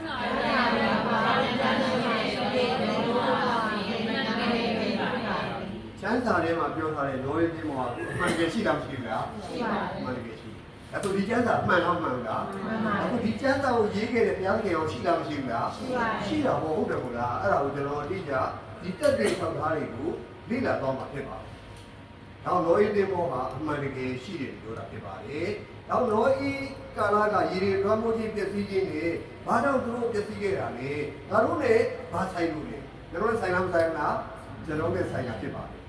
လောဤရေလွှမ်းမိုးခြင်းနဲ့ပတ်သက်ပြီးသင်ခန်းစာယူပြရှိပါတယ်ဘုရားခင်ဒီအပြစ်ကိုအတိအကျစီရင်တဲ့ဘုရားဖြစ်တယ်အဲ့ဒီမစီရင်ခင်မှာစီရင်ခြင်းနဲ့လွတ်မြောက်နိုင်တဲ့သတိပေးချက်တွေရောရှိတာမရှိဘူးလားရှိတာဖြစ်ပါတယ်ဒါဆိုစီရင်ခြင်းနဲ့လွတ်မြောက်နိုင်တဲ့အခွင့်အရေးနဲ့ပေးထားတာကိုပေးထားတာ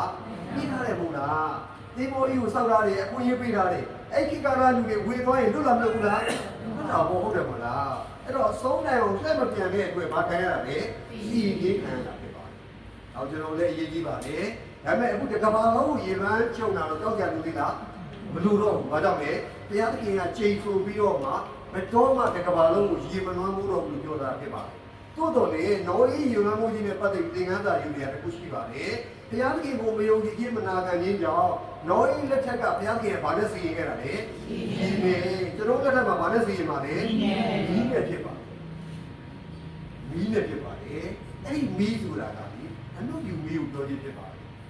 အနုယူမီးကိုပြောတာဖြစ်ပါတယ်နောက်ဖြစ်ဖို့တော့လောကဓာတ်ကိုယဉ်နဲ့လွှမ်းမိုးဖြစ်စည်းကြောင်းကိုထိုသူတို့တွေမှတ်မိခြင်းလို့စိတ်မရှိကြယခုရှိသောမိုးကောင်းကင်နဲ့မြေကြီးကမီးရှို့ခြင်းလို့ငါကြံရည်တယ်လို့ပြောတာဖြစ်ပါတယ်ဒါဆိုလို့ရှိရင်အဲ့ဒီမီးကကျွန်တော်ဗာပြောလေအနုယူမီးလို့ပြောတာဖြစ်ပါတယ်တော့အဲ့ဒီကမ္ဘာမီးလောင်ပဲဆိုတာကပူတင်အမျက်ထွက်တဲ့နေလားဘုရားအမျက်ထွက်တဲ့နေလားဘုရားအမျက်တဲ့နေ့မှာတပြည်လုံးကိုတောင်းမယ်လို့ပြောတာဖြစ်အဲဩစရာကောင်းတာဖြစ်ပါတယ်နော်အခုဆိုရင်လေကျွန်တော်ကဘာကိုအချိန်ကြီးမကလောင်ကျွမ်းနိုင်တယ်ဘာတွေရှိနေလဲနျူကလ িয়ার တွေရှိနေပြီဟုတ်တယ်မို့လားနော်ဒါဆိုရင်အဲ့ဒီလက်လက်တွေကိုအခုကဘာပေါ်မှာနိုင်ငံပေါင်းစုံကရှာဖွေပြီးတော့မှတီထွင်နေစုဆောင်းနေအဲ့ဒါတွေလုပ်တာဖြစ်ပါတယ်အဲ့ဒီအလုပ်ပြုစစ်ပွဲတာဖြစ်ရင်ကဘာပေါ်မှာတက်ရှိပုံလို့ပြောက်ပါဘူး။ဒါ ဘာပေါ်မှာတက်ရှိအားလုံးပြောပါမှာဖြစ်ပါလေ။နောက်ဒီကျမ်းစာကိုဖတ်ကြည့်အောင်။ ရှိရှိမျိုးတန်လိုက်တော်မျိုးပါဝင်အာရမြဝေတော်ဘောပြေရမှာရှိရဲ့ပင်သူတို့သာရောပြည့်နေရေရနာပါရောပြည့်နေရှာရဲ့ဘယ်မှာရောပြည့်နေဟောဇာတိလက်ထက်ကတနတ်တော်မပေါ်သေးဘူးဒါပေမဲ့ကြိုပြီးဘုရားဘက်ပြုထားတဲ့လက်နက်ကပါလေအသားတွေအရေးပြောကြတော့မယ်လက်နက်လို့ပြောတာဖြစ်တယ်အဲ့ဒီလက်နက်ကပါလက်နက်လေနျူကလ িয়ার လက်နက်အနုပြုလက်နက်ဖြစ်တယ်ဒါကပြည်ရန်ပေးရေးခံရတဲ့လူကိုအနုပြုအနေငယ်နဲ့စမ်းသပ်ပေါက်ပြီးတော့မှအင်မတော်အများဆုံးပရောရဆိုအမြင်ရတဲ့ကဖြစ်တယ်ခဏလေးလေအရေးပြောကြမှာဖြစ်ပါတယ်ဟောကဘာကြီးပေါ်မှာအဲ့ဒီအမှုရာကမကြခင်ဖြစ်လာမှာဖြစ်ပါလေ။နောက်အတိအကျကျွန်တော်တို့ကကယ်ရီရပြီးတော့မှချီဆောင်ခြင်းမှာပတ်သွားရင်တော့အဲ့ဒီကနေလွတ်သွားမှာဖြစ်ပါတယ်။ဒီကဘာကြီးမှာအခုငြိမ်သက်ခြင်းတွေမရှိတော့ဘူး။ဒီကဘာလုံးကငြိမ်သက်ခြင်းမရှိတော့ဘူး။အခုလည်းတောက်လျှောက်တနိုင်ငံနဲ့တနိုင်ငံတိုက်ပွဲတွေအကြီးအကျယ်ဖြစ်နေတော့ဖြစ်နေတာဖြစ်နေတယ်။နောက်ပိုင်းအမှုပြုစစ်ပွဲကြီးဖြစ်ပြီးဆိုရင်အကုန်လုံးတက်ရှိတွေကပျောက်သွားမှာဖြစ်ပါတယ်။ကျွန်တော်ဗီဒီယိုလေးပြပေးပါမယ်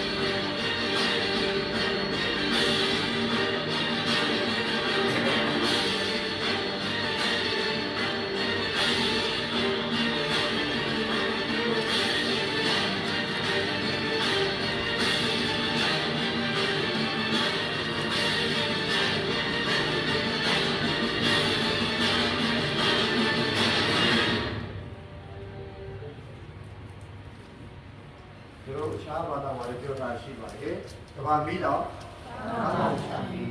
သူတို့ကဒီကဘာကြီးကတနေ့ကျမီးလောင်မယ်ဆိုတော့ပြောချင်းဖြစ်ပါတယ်။အဲ့တော့ကျွန်တော်တို့ကဘာပေါ်မှာကြီးလိုက်တဲ့အခါမှာမြောက်ကိုရီးယားကတီးတီးလေးပဲဖြစ်တယ်။ဒါပေမဲ့မြောက်ကိုရီးယားဗာဒီညာပဲပြီးတယ်။ဟီရိုရှီမာမှာချတဲ့အနုပြုပုံနဲ့အစပေါင်း9000ပြင်းတဲ့အနုပြုကိုသူတို့ပိုင်ဆိုင်ထားပြီးပြောတာဖြစ်ပါတယ်။ဒီကိကြောက်ကြကောင်းတာဖြစ်ပါတယ်။ဒါကြောင့်မို့လို့ဒီနောက်ဆုံးမှာအရိယာကအတိအကျဖြစ်လာမယ့်အရာရှိနေတာဖြစ်ပါအဲ့လိုလေခုနကကျွန်တော်တို့လောယေသား၃ယောက်ကသူတို့တွေကလောယေတို့မိသားစုတွေကဒီတွေချသွားတဲ့အတွက်အဲ့ဒီကနေပြီးတော့မှတဖြည်းဖြည်းသူတို့တွေဝေးဖွာလာတယ်ညကင်ကသူတို့ကိုကောင်းကြီးပေးတဲ့အရာတွေလုပ်တာဖြစ်ပါတယ်ဘာလို့ကောင်းကြီးပေးတာလဲမြေကြီးကိုပြည့်စုံလို့ပြောတာဖြစ်ပါတယ်အဲ့လိုလေလောယေသား၃ယောက်ဖြစ်မြေကြီးတစ်ပြင်လုံးကိုနှံ့ပြားပြီးတော့မှမြေကြီးကမျက်နှာကိုရှာလားမရှာဘူးလားရှာပြီးတော့တာဖြစ်ပါတယ် ပထမတော့ဘာသာတစ်ခုတည်းပဲစကားတစ်ခုတည်းပဲအဲ့လိုနဲ့သူတို့တွေကအဲ့လိုသွားရင်ကနေပြီးတော့ဒီလိုသွားနေလို့တော့မဖြစ်ဘူးနောက်တစ်ခါဘုရားသခင်ကဒီကဘာကြီးကိုရင်နဲ့ပြန်စီရင်ဘယ်လိုလုပ်မလဲဘုရားသခင်ကိုသူတို့မယုံတာဖြစ်တယ်အဲ့တော့ရဲနိုင်ကြီးကိုစောက်တာဖြစ်ပါဘယ်လိုပြောလဲကိုကောင်းကင်နိုင်ငံရောက်အောင်ဘုရားတန်ရောက်အောင်ငါတို့တက်မယ်လို့ပြောတာဖြစ်ပါတယ်ကောင်းကင်ကဘုရားရဲ့နေရာဖြစ်ပါတယ်ကဘာကြီးကြီးကလူသားတွေတွေဘုရားသခင်ကပြင်ဆင်ပေးထားတဲ့နေရာဖြစ်ပါတယ်ဒါပေမဲ့သူတို့တွေကကြော်စောခြင်းနဲ့စိတ်တွေရှိပြီးတော့မှအဲ့ဒီလိုလုပ်ခဲ့တာဖြစ်ပါတယ်နောက်ဆုံးဘုရားကြီးကသူတို့စကားတွေကိုရှုပ်ထွေးကုန်တယ်စကားတွေကိုရှုပ်ထွေးကုန်ပြီးတော့မှကွဲပြားကုန်တာဖြစ်ပါတယ်အခုကျွန်တော်မြန်မာနိုင်ငံမှာတော့လူမျိုးမျိုးရှိတယ်ဟုတ်ကဲ့135မျိုး135မျိုးတော့မှစကားကလေ135မျိုးမကောက်ဘူးဗျာနောက်တော့သိလားကျွန်တော်ချင်းပြေရောက်တော့မှသိတာဖြစ်တယ်ချင်းပြေရောက်ဒီတောင်တောင်မှာစကားတစ်မျိုးနောက်ကတောင်တောင်ရောက်ရင်စကားတစ်မျိုးလူမျိုးကတူပြီးစကားမတူဘူးအဲ့လိုဖြစ်နေကျွန်တော်မြန်မာထဲမှာတော့မှမြန်မာချင်းတော့စကားမတူတာရှိလားမသိဘူးလားရှိတယ်ဟုတ်တယ်မလားအဲ့လိုနဲ့သူတို့ကိုဆက်ပြီးဆောက်လို့လည်းမရတော့အုပ်ပေးဆိုရင်ယတိဟန်လာပေးတာဖြစ်တယ်အဲ့လိုနဲ့စကားတူရနေပြီးတော့မှကိုယ်ထွက်သွားတာဖြစ်တယ်အဲ့တော့ဟာမကဘယ်ရောက်သွားလဲအာဖရိကရောက်သွားခြေမဘယ်ရောက်သွားလဲအာရှကိုရောက်သွားတယ်ရဘက်ကဘယ်ရောက်သွားလဲဥရောပကိုရောက်သွားတာဖြစ်ပါတယ်ဒါပေမဲ့ကျွန်တော်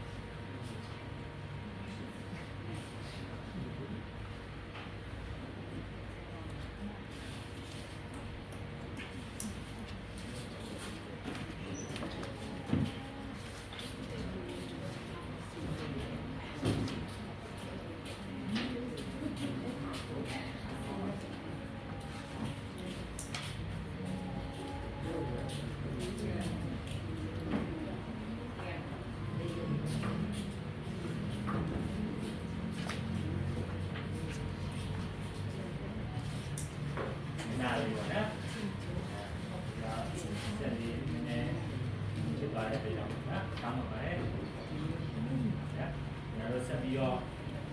အင်အားပြည့်နဲ့ဆက်ပြီးတော့နောက်ထောင်မှုလည်းထိုက်တွန်းနေပါတ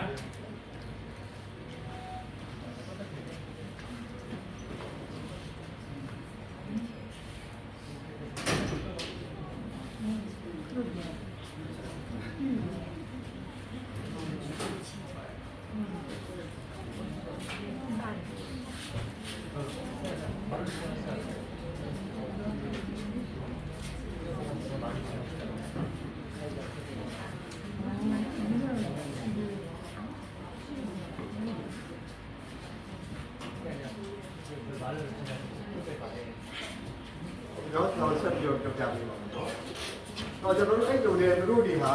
အရက်ကိုကွဲပြီးတော့မှထွက်သွားတာဖြစ်တယ်။ဒါဆိုရင်အဲ့ဒီဘာဘူးလို့ရေးလိုက်ကလည်းအခုကျွန်တော်ပြန်ပြီးတော့မှရှာဖွေတဲ့အခါမှာအတိအကျရှိနေတာဖြစ်ပါတယ်။ဘာဘူးလို့ရေးလိုက်ကိုပြန်ပြီးတော့မှအခုရှာတဲ့အခါမှာတွေ့ရတာဖြစ်ပါတယ်။နောက်ပြန်ရဲ့ဒုက္ခတော်ထဲမှာပြောထားတဲ့ဒီဘာဘူးလို့ရေးလိုက်နေတာလေတကယ်ပဲအတိအကျရှိတယ်ဆိုတော့ကျွန်တော်နားရတာဖြစ်ပါတယ်။သူတို့ကျန်တာကဘုရားခင်ပြောထားတဲ့အရာတွေကတစ်ခုမပြန်အားလုံးရှိတယ်လို့ပြောတာဖြစ်ပါတယ်။အဲ့လိုနဲ့ကမ္ဘာပေါ်မှာလူတွေကပြန့်နှံ့သွားပြီးတဲ့အခါမှာနောက်ဆုံးဒီကမ္ဘာပေါ်မှာလူတွေဟာ ရားကိုမေ့ပြောသွားတဲ့အချိန်ခါဒီရှိခဲ့တာဖြစ်ပါတယ်ဘုရားကိုလုံးဝမေ့ပြောသွားတယ်ဘုရားကိုအားကိုးတဲ့အရာတွေမရှိတော့ဘူးဘုရားကိုမေ့လျော့သွားပြီးတော့မှအဲ့လိုအသက်ရှင်တဲ့အခါမှာဘုရားခင်ကသူဟာရှိရဲ့ဘုရားဖြစ်တယ်သူတိရှိနေတယ်ဘုရားဆိုတာရှိတယ်ဆိုတော့သိဖို့ရတဲ့ဘုရားခင်ကလူတယောက်ကိုရွေးကောက်ခဲ့ပါတယ်သူ့နာမည်ကသူ့ရဲ့အာဗြဟံဖြစ်ပါတယ်နော်အာဗြဟံဖြစ်တယ်အာဗြဟံကိုဘုရားကရွေးကောက်ပြီးတဲ့အခါမှာသူ့ကိုပထမနေတဲ့ဥရာမျိုးကနေပေါ်ထုတ်ပြီးတော့မှခါနာပြည်ကိုပို့လိုက်တာဖြစ်ပါတယ်အဲ့တော့ခါနာပြည်ကိုပို့လိုက်တဲ့အခါမှာဘုရားစကားကိုနားထောင်တဲ့အတွက်ကောင်းကြီးမင်္ဂလာရခဲ့တာဖြစ်ပါတယ်နော်အဲ့ဒီကောင်းကြီးမင်္ဂလာပါတယ်ဆိုလို့ရှိရင်နော်သူ့အပြင်လူမျိုးပေါင်းတို့ဟာကောင်းကြီးခံစားမယ်လို့ပြောတာဖြစ်ပါတယ်အဲ့တော့ဒီအာဗြဟံကနော်ဒီသားကိုမွေးရမယ်အဲ့တော့မဖြစ်နိုင်တဲ့အခြေအနေမှာတကယ်ကိုအဲ့ဒီသားဣဇက်ကိုမွေးခဲ့တာဖြစ်ပါတယ်ဣဇက်ကနေပြီးတော့မှယာကုပ်နော်ယာကုပ်ကနေပြီးတော့မှတော့နောက်ပိုင်းကျွန်တော်တို့သား12ယောက်ကိုမွေးခဲ့တာဖြစ်ပါတယ်အဲ့ဒီသား12ယောက်ကဘာလဲဆိုရင်ဣသရေလလူမျိုး12မျိုးပြောရဖြစ်ပါတယ်ဣသရေလလူမျိုး12မျိုးအဲ့ဒီထဲမှာနှုတ်ညသားလေးကဘယ်လိုဆိုရင်ယောသပ်ဖြစ်ပါတယ်အဲ့ဒီယောသပ်ကအသက်ကြီးမှဝေးဖွားလာတာဖြစ်တဲ့အတွက်နော်ချစ်တာဖြစ်ပါတယ်သူ့ရဲ့ဖခင်ကချစ်တာဖြစ်ပါတယ်ရပါတော့နော်ခဏလေးပါ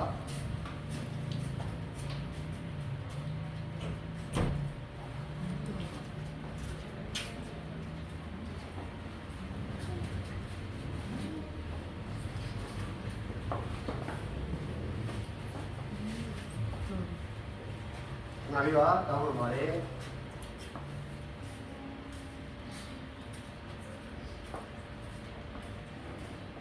いや、違うとチェーンソペー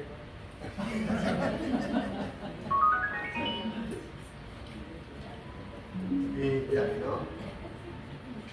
それはね。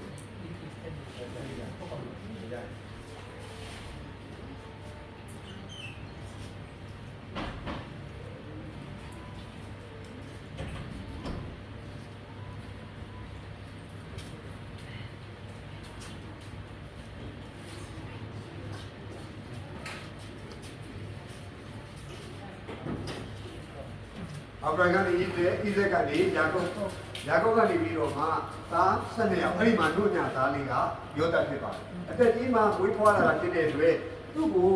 မိဘတွေကပို့ချစ်တဲ့အခါမှာဘာလို့ပြေးလဲဆိုရင်ကျန်တဲ့သားသမီးတွေသားတွေမွေးရတဲ့ထူးခြားတဲ့အင်ကြီးတွေဝတ်ပေးတဲ့အခါမှာကျန်တဲ့ကိုတွေကမနာလိုတာဖြစ်တယ်အဲ့တော့မနာလိုတဲ့အချိန်ကျမှသူကဘလို့အိမ်မက်မယ်အကိုတို့ကောက်တိုင်းတွေကကျွန်တော်ကိုလာပြီးရှိခိုးရတယ်လို့အိမ်မက်တာဖြစ်တယ်အဲ့ဒီမှာအကိုတွေကဒေါသထွက်တာဖြစ်တယ်တော့ကထပ်ပြီးအိမ်မက်ပြန်ဟောကျေရီရောလာရီရောအဲ့ဒီအရာတွေကကျွန်တော်ရှိခိုးရတယ်ဟောအဲ့လိုလားဒီနေ့လည်းကြာရောရန်ညှိုးထားတာဟောသူ့ကိုရီးယားဟိုမှာကိုယ်ရဲ့စိတ်တွေအဝေးကြီးမှာသွားကြောင်းတဲ့အချိန်မှာသူ့အဖေကအေးငါမျက်စိလည်းပြာနေပြီမင်းကိုရီးယားပြန်တဲ့အချိန်မှာမပြောင်းဖြစ်နေတယ်လိုက်ရှာပါအဲ့လိုနဲ့သူလိုက်ရှာတဲ့အခါမှာသူ့ကိုရီးယားဘာလို့အဲ့ဒီထူးဆန်းတဲ့အင်ကြီးကိုချုပ်ပြီးတော့မှဟောဓာတ်ရည်နဲ့ခုတ်အလိမ့်စာလည်းကောင်းတာတွေးနေလူအဖေသားတော့မတွေ့ဘူးအင်ကြီးပဲတွေ့တယ်အဲ့လိုနဲ့သူ့ကိုရေမရှိတဲ့ရေတွေးထဲမှာချထားလိုက်တာဖြစ်တယ်အဲ့လိုလုပ်တဲ့အတွက်ကိုကြီးကိုတတ်တဲ့အရာကငါတို့ကိုအပြည့်ရောက်လာရင်မဖြစ်ဘူးငါတို့ကမှပုံပဲတွေလာပြီးရောက်စားလိုက်ပဲအဲ့လိုနဲ့သူ့ရဲ့ညီကိုငွေ20နဲ့ရောက်စားလိုက်တာဖြစ်ပါတယ်အဲ့လိုရောက်စားတဲ့အခါမှာဘယ်ရောက်သွားလဲဟိုအဲ့ဘုတို့ခီချင်းနိုင်ငံမှာရောက်သွားပြီးတော့မှဖာရောဘီရဲ့အမတ်ဖြစ်တဲ့ကိုရန်တော်မူပေါ်တီဖာကသူ့ကိုဝယ်သွားတာဖြစ်တယ်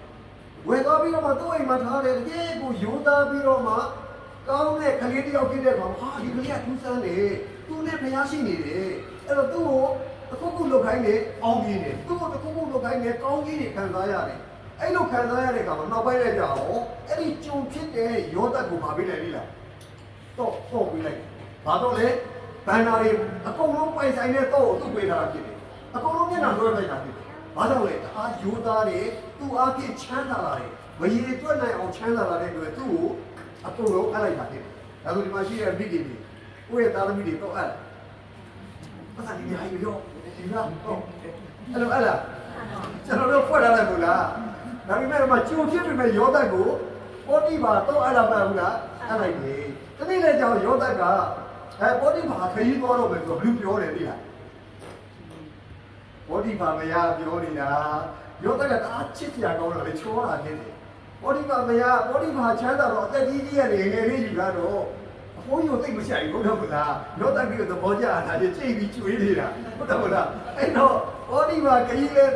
ထွက်တော့ယောသတ်ကိုမလုပ်နဲ့ဆွဲသားလွဲသားလုပ်တာဟောအဲ့ချိန်မှာယောသတ်ကမလုပ်နဲ့သူ့ဝတ်လို့ပဲအကုန်လုံးချုပ်ပြီးတော့ထွက်ပြေးတယ်ကိုလည်းပြောအေးကြေကြပါဦးပြီးရင်ကကျွန်မကိုဘလက်ကာရလုပ်ပါလေဆိုပြီးပေါ်တာဖြစ်တယ်နော်အဲ့လိုလုပ်တဲ့အခါမှာဘယ်ရောက်သွားလဲအောင်လေးရောက်နော်ရှင်ဘရင်နေချုပ်တဲ့နေရာကိုသူ့ထောင်တာတော့ကျန်တဲ့နေရာမဟုတ်ဘူးနော်ရှင်ဘရင်ချုပ်တဲ့နေရာမှာထောင်တာအဲ့ဒီထောင်ထဲမှာလည်းကျိုးစားတဲ့အသက်ရှင်တဲ့တွေခုခေတ်လို့သူကဘာဖြစ်လဲသိလားထောင်ထဲမှာတန်းစီဖြစ်တော့တန်းစီဟုတ်တယ်ဟုတ်လားနော်တကယ်နေရာကောင်းရသွားတယ်အဲ့လိုရသွားတဲ့အခါမှာအဲ့ထောင်ထဲကိုလူမြောက်ကထောင်လာကြတယ်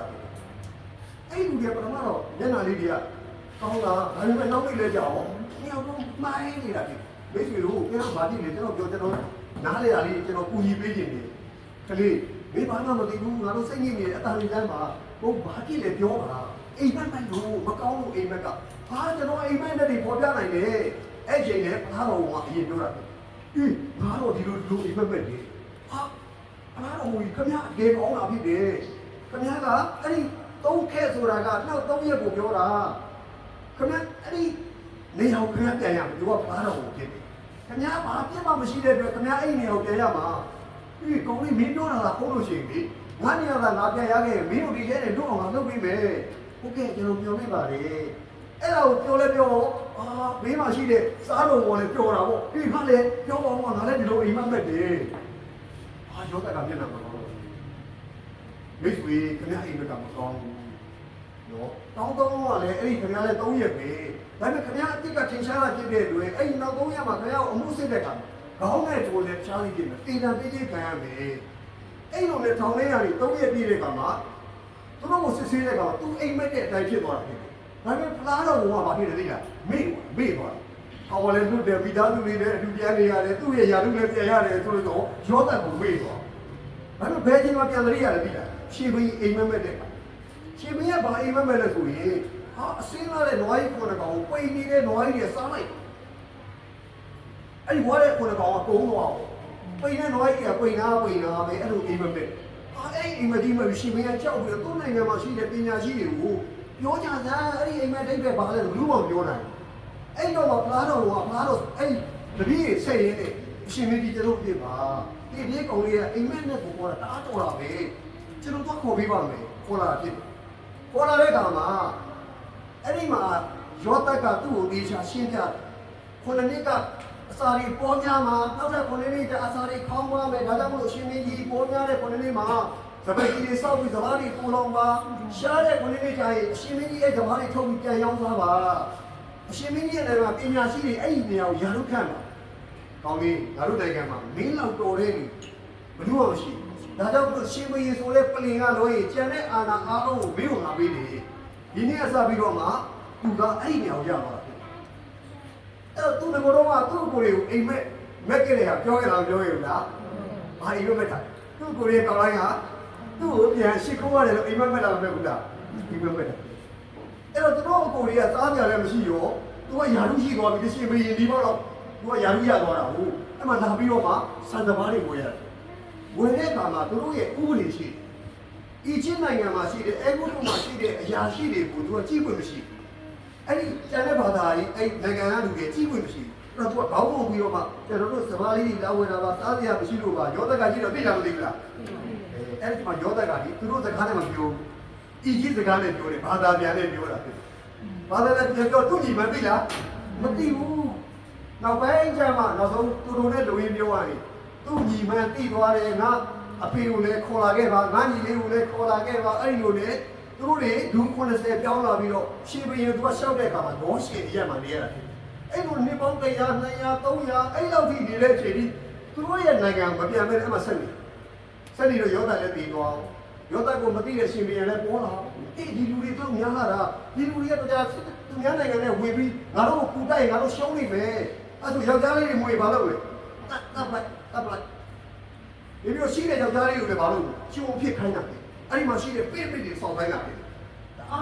ကဲဒီပြင်မတဲ့အခါမှာဘုရားရှင်မှာသူတို့အော်ဟစ်ပြီးတော့ညီးသွားပြီးငိုကြွေးတဲ့အခါမှာသူတို့ကိုကဲတင်မဲ့သူကိုဘုရားပြန်လာပြီးတော့ဝေးသွားတယ်သူလည်းမပြောလဲမောရှိဆိုတဲ့အိဗယ်ပါလေကြီးတွေကရယူခဲ့တယ်ဟုတ်တယ်မို့လားအဲ့တော့သူ့မေကတော့ကြာပို့ထားလို့ပြောလိုက်လားမပြောလိုက်လားသူကအဲ့မှာရှင်ဘီသမီးတော်ကနေပြီးတော့တွေ့တဲ့အခါမှာဝေးထားတယ်နှစ်ပေါင်း40နန်းတော်ထဲမှာမောရှိကရှင်ဘီသမီးတော်ရဲ့သားအဖြစ်ကြီးပြင်းလာတာဖြစ်တယ်ဒီညာလေးအများကြီးတက်ခဲ့တယ်ဒါပေမဲ့အဲ့ဒီဘုရားသူ့ကိုရွေးကောက်တတိယလည်းကြာတော့သူကလိုက်ပြီးတော့မှပြည်သူပြည်သားတွေကိုခိုင်းတာလိုက်ကြည့်တာဒါတော့သူကသူ့လူမျိုးသူကသိနေတာသိနေတဲ့အခါမှာအီချစ်စတာသူ့လူမျိုးအားနေတဲ့အခါမှာအဲ့ချိန်မှာဟေးဘာလို့အဲ့လိုအဲ့လိုဟာတပ်လို့မြေကြီးကမြုပ်ဘဲထဲမှာရက်ပြီးမြုပ်ခဲ့လေပြီးတော့နောက်တစ်နေ့ကျသူဒီသားစုတွေရှိတဲ့ရက်ွက်တွေသွားတယ်အဲ့ရက်ွက်တွေသွားတဲ့အခါမှာလည်းကိုချင်းလေးရဖြစ်တော့သူကတော့ဖြန့်ပြေးတာကိုလေးကအီချစ်စတာကိုတပ်လို့မင်းငါတို့တတ်ချင်ဘူးလားအဲ့ဆိုကုန်ပြီကိုဘောဟာတော့ပြင်ရပါတိသွားရင်အမျက်ထွက်တော့ငါတော့ပြေတယ်ဘေးခံတော့အဲ့လိုထွက်ပြီးသွားတာဖတ်ပြေးသွားပြီးတော့မှတောထဲမှာနေတယ်အိမ်အောင်ကြတယ်ကလေးတွေရတယ်တိုးကြောင်စိတ်ကြောင်အသက်80ပြေးတော့မှဘုရားသခင်ကသူ့ကိုဘာအဖြစ်ဖြေရှားလဲဆိုရင်ခြုံဖို့မှာမီးတွေတောက်တော့တယ်အဲ့ခြုံရတော့မလောင်နဲ့အဲ့မှာမီးတွေကလည်းတောက်လို့ထူးဆန်းလို့ကိုပြေးသွားတယ်အနားလေးတော့မောရှိနေတယ်မျက်ချီလေးကိုချုပ်လိုက်တယ်ဒီနေရာတန့်ရှင်းနေပြီပြောတာဒီနေရာတန့်ရှင်းတဲ့သဘောပြောတာဒီလိုသိလဲထားလားဟောပြောတာလေအရာရှိတဲ့နေရာကတန့်ရှင်းရလားမတန့်ရှင်းအောင်လားတန့်ရှင်းရဒါတိမောင်ဘုရားရှိတဲ့သူကြီးဒီတန့်ရှင်းဖို့လိုလားမလိုလားတန့်ရှင်းဖို့လိုတယ်ဟုတ်တယ်မို့လားဒါကြောင့်မို့လို့အဲ့ဒီမီးလေးကနေဘုရားခင်ကသူ့ကိုဗာပြောတယ်ငါလူမျိုးတွေသွားပြီးတော့မေးကဲပါလို့ပြောတာဒါပေမဲ့သူကတော့သောတကတက်တာကိုကျွန်တော်စကားလေးတွေစကားသိမပြောတတ်ဘူးအမျိုးမျိုးပြောတာဖြစ်တယ်ဒါပေမဲ့နောက်ပိုင်းဘုရားခင်ကသူ့ကိုအာမခံချက်အပြည့်ပေးတဲ့အခါမှာအီဂျစ်ရှင်ဘုရင်တော်သူ့လူမျိုးတွေကဲထုတ်ဖို့အတွက်ပေါ်လာမသွားဘူးလားသွားခဲ့တယ်ဘာလို့သွားတာလဲဘာလို့သွားတာလဲတောင်မွေးတယ်သွားခွေးတော်နိုင်မှာမဟုတ်တော့ဘာလို့သွားတာလဲဘုရားရဲ့တကူတော်နဲ့သွားတာဟုတ်တယ်ဘူးလားဘုရားရဲ့တကူနဲ့သွားတာတောင်မွေးတယ်သွားရှင်ပြီးတယ်လို့ရမလားရမှာလေဟုတ်တယ်ဘူးလားဘုရားရဲ့တကူတော်နဲ့သွားတာဘာလို့လဲဆိုရင်အဲ့ဒီအီဂျစ်မှာလေအထက်လားအောင်လားဆရာကြီးရှိလားမရှိဘူးလားပြီးတော့ပညာပြိုင်တာနော်ဘုရားနဲ့သွားပြီးတော့ပြိုင်လို့ဘယ်လိုနိုင်ပါလဲဘုရားနဲ့နိုင်တော့ဟုတ်တယ်ပေါ့လားဒါပေမဲ့မရှိအောင်ပဲကိုချိန်ကြီးစက်တိုက်ပြိုင်တာနေတယ်နောက်ဆုံးလည်းကြောင်ဘုရားဘာလုပ်တာတားဦးတွေကိုစီရင်မယ်လို့ပြောတာဖြစ်တားဦးဆိုလူတားဦးတိရစ္ဆာန်တားဦးအကုန်လုံးစီရင်မယ်လို့ပြောတာဖြစ်တယ်အဲ့ဒီမှာဘုရားသခင်ကသူ့လူမျိုးတွေကိုတော့တားဦးစီရင်ရဲ့လွတ်မြောက်နိုင်တဲ့နည်းလမ်းကိုပေးခဲ့ပါတယ်ဒီကျမ်းစာပတ်ကြည့်အောင်သူတို့ရဲ့တားဦးစားတော်ဒီကားလုံးနဲ့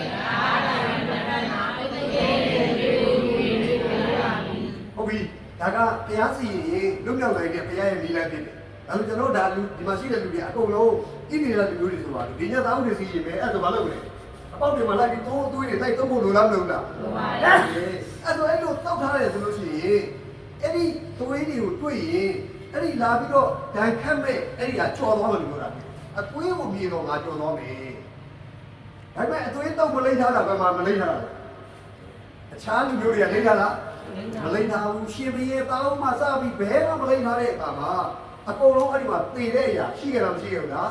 ရှိကြတာဖြစ်ပါတယ်ကျွန်တော်ဗီဒီယိုလေးခဏပြပေးပါမယ်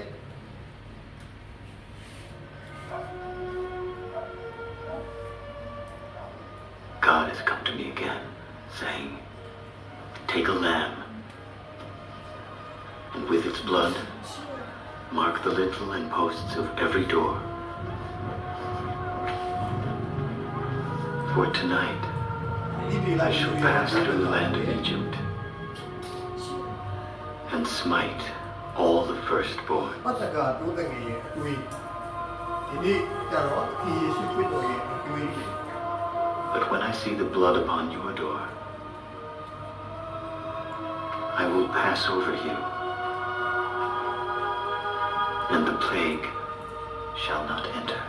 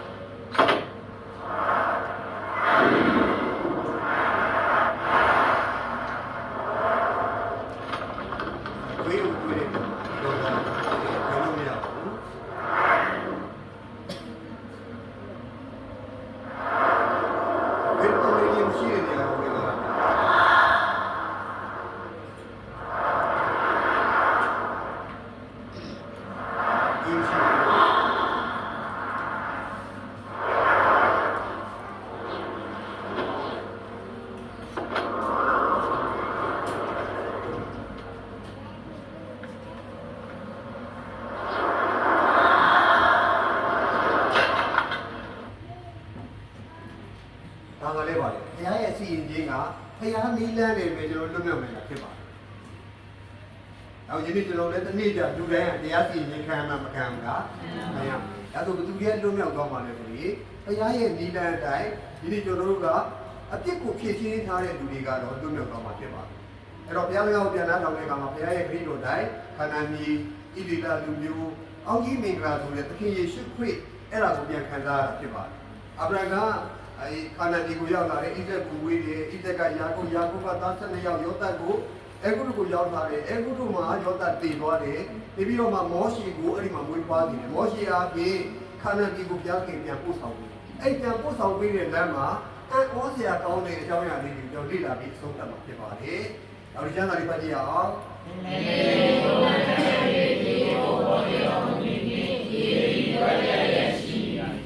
။အဲ့ပင်လေရက်ခါလေးချမ်းကွဲသွားတာနောက်ကဖာရောတပ်တွေကလိုက်လာတယ်နောက်ဒီမဲ့အဲ့ဒီပင်လေကြီးကိုချမ်းကွဲပြီးတော့မှသူတို့ကိုကူးနေတာဖြစ်တယ်နောက်ကဖာရောတပ်တွေကဝင်လာလိုက်လာတဲ့အခါမှာသူတို့တွေတရားမှမကြံအောင်အကုန်လုံးအဲ့ဒီထဲမှာရေတွေကိုပြန်ပြီးတော့မှပုံပြီးတော့မှတ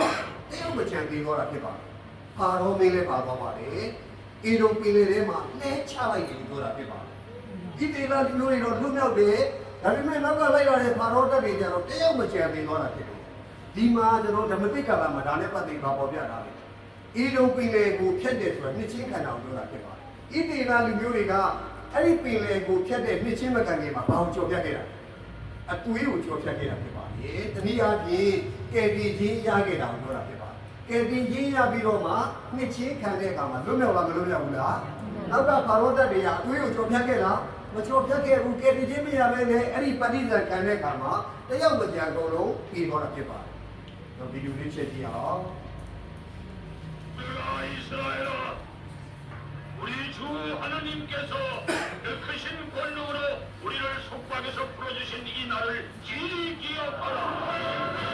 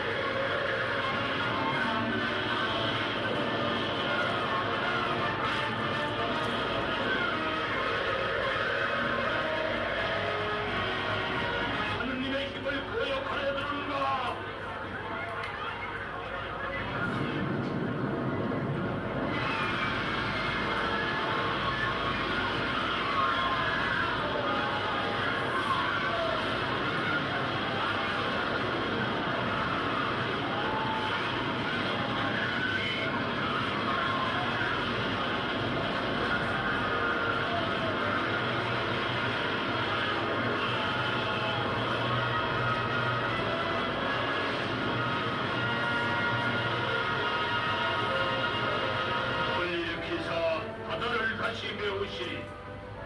바다가 원수를 뒤덮어서 누가 당신과 같아오리까 영원히 끝이 없으신 분이시여 당신을 우리 주 하나님이시여 ဒီတက်ပေလေးကိုကျွန်တော်ရှင်းပြပြီးဆုံးသတ်မှာဖြစ်ပါတယ်။ဒါဆိုအဲ့မှာလိုက်ခဲ့တဲ့ရှင်ဘကြီးပြန်ပြီးတော့အခုရှာတွေ့ပါတယ်။သူတို့အဲ့ပင်လေထဲမှာသူတို့ရှင်ဘကြီးကိုပြန်ရှာပြီးတော့မှအခုသူတို့အီဂျစ်ရှင်ဘကြီးတွေထားတဲ့မမ်မီယုံတော်ကြီးရှိပါတယ်။အဲ့ဒီမှာ25လောက်ကြီးတယ်19ယောက်မြောက်အလောင်းကရောမာရဏတာဖြစ်ပါတယ်။မောရှင်နောက်ကိုလိုက်ခဲ့တဲ့ရှင်ဘကြီးဖြစ်တဲ့သူ့ရဲ့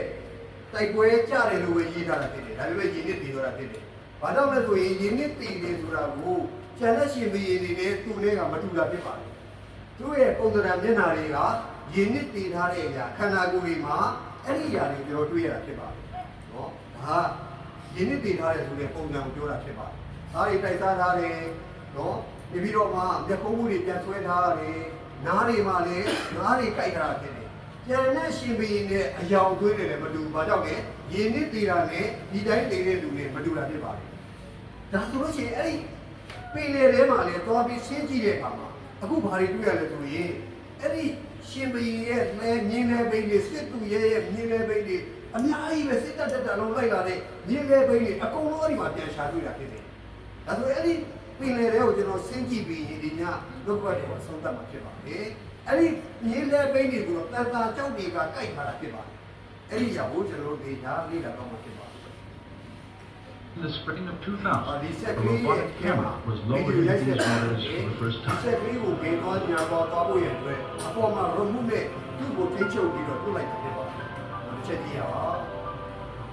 This has never been done. No one had been in the area at all with a remote control camera. The robotic camera's survey revealed many shapes and objects familiar to motor, including coral formations with right angles, arches, discs, and straight shafts fused into larger masses that had the appearance of twisted wreckage. Now, when we have been able to go back and forth with a remote control camera, we can repeatedly see that these strange structures we are looking for are there, not at one place, but you see them again and again and again. There are situations where you see something that looks like an axle, a hub, something that looks like a wheel, and you say to yourself, this is not a coral reef, this is a coral groove on an artifact. And that is what's different to me when I compare corals at other locations around the world. Since the earliest explorations at Nueva, one distinctive type of formation has often been identified on the sea floor. A slender table-like structure, sometimes standing on end, with a coral-encrusted base, a straight shaft, and a circular top. It's a 90-degree angle, a right angle, between something that looks like an axle and the wheel. And you can see this in different varieties, and it looks very different from normal coral groove. And it is like a man-made structure with a coral groove on it. In the midst of them, Pan Tien photographed this circular object attached to what appears to have been a broken axle or hub.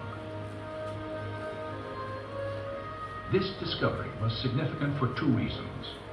Pan Tien had documented the coral-encrusted form of a wheel with dimensions similar to ancient Egyptian artifacts directly across from the proposed Nueva crossing site. Her find also provided independent confirmation of earlier evidence establishing wheel-like formations on both coasts of the Red Sea in accordance with descriptions in the biblical record. And the Lord looked down on the Egyptian army, and he made the wheels of their chariots come off.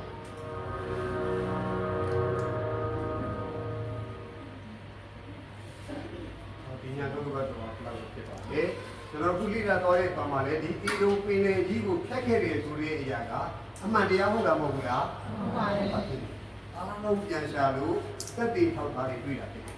ဒါဆိုရင်ဒီကျမ်းစာကိုမှန်လားမှန်လားမှန်ပါဘူးဒီကျမ်းစာအမှန်တရားဖြစ်ပါတယ် ဒါကြောင့်မလို့ဒီကျမ်းစာလေးကိုရေးခိုင်းထားတဲ့တရားသခင်ကလည်းတကယ်ပဲရှိတဲ့တရားဖြစ်တယ်ဆိုတော့ကျွန်တော်နားလည်ရမှာဖြစ်ပါတယ်။နောက်ထပ်ဗလညကြံလေးလည်းလေးညဒီကမရှိလိုက်တဲ့တရားဆိုတော့လေးညဖြစ်ပါတယ်။တော့ကျွန်တော်တို့အစအဆုံးနားထောင်ဖို့တော့လိုအပ်လားမလိုအပ်ဘူးလား။လိုအပ်တယ်ဟုတ်တယ်မလား။အစအဆုံးနားထောင်မယ်လို့လည်းကျွန်တော်ယုံကြည်ထားပါတယ်။နော်ဒါကြောင့်မလို့ဒီကိုညီမတွေလည်းဒီညမှာတော့အပြည့်အဝသေချာစိတ်ဝင်စားတဲ့နားထောင်ပြီးတော့တွေ့တယ်ဆိုလေသူပဲကျေးဇူးတင်ပါတယ်အဲ့တော့မနက်ဖြန်မှာလည်းကျွန်တော်ပြန်လည်ပြီးတော့ထုတ်တွေ့ပြီးတော့မှပြန်ရှိတဲ့အပိုင်းပေါ့အရေးကြီးတဲ့အပိုင်းလည်းဖြစ်တယ်မနက်ဖြန်မှာလေ့လာမယ်အကြောင်းအရာကတကယ်ကိုအရေးကြီးတဲ့အကြောင်းအရာဖြစ်တဲ့အတွက်ကျွန်တော်တို့မပြတ်မကွက်နဲ့ရောက်လာဖို့ရန်အတွက်ကျွန်တော်ဒီတောင်းဆိုနေပါတယ်ကျွန်တော်ဆုတောင်းပြီးစီစဉ်သုံးသပ်ရအောင်တက်ရှိကောင်းမြတ်တော်မူသောဖာမြတ်စွာတော်ဘုရားတို့ကိုကျေးဇူးတင်ပါတယ်ဒီဒုတိယညနှုတ်ကပတ်တော်ကိုလေ့လာတဲ့အခါမှာလေတရှင်တော်မြတ်တော်ဘုရားကိုကြီးပြီးကောင်းကြီးပြီးခြင်းအပြင်နားကောင်းနေတဲ့တန်ဖိုးရှိတဲ့ညီမောင်တို့တွေလည်းနားလည်ပြီးကိုလိုရှင်ဘုရားလွတ်ဆောင်ပေးမယ်လို့အကျွေးမဲ့ယုံကြည်ပါတယ်ကြံရှိတဲ့လေးညမှာလည်းမပြတ်မကွက်ပဲနဲ့အစကနေအဆုံးထိတိုင်အောင်ဒေချာနားထောင်ခံယူနိုင်တယ်လို့လိုအပ်တဲ့ကျမ်းမာခြင်းကိုကိုလိုရှင်ဘုရားကောင်းကြီးပေးပါဒီတစ်ခါမှလည်းကျမ်းကျမ်းမာမာနဲ့ရားရဲ့နှုတ်ပတ်တော်ရှိကိုရောက်စီတိုင်းရောက်ရှိလာပြီးကိုလိုရှင်ဘုရားပို့ဆောင်ပေးပါသူတို့လာတဲ့လမ်းကြီးမှာကိုလိုရှင်ဘုရားတွေ့တာပို့ဆောင်ပေးသူပြန်မဲ့ပြီးတင်မှာလေအကောင်းဆုံးမိတ်ကင်းတို့ဆိုတာပြန်မဲ့ပို့ဆောင်ပေးလေကောင်းကြီးပေးတော်မူပါဒီယေရှုနာမနဲ့ပြန်မဲ့ဆက်ကအနံဆုတောင်းပါ၏ဒီတော်ရှင်သာသာပါမြတ်စွာဘုရားကြီးအာမင်အားလုံးကျေးဇူးတင်ပါတယ်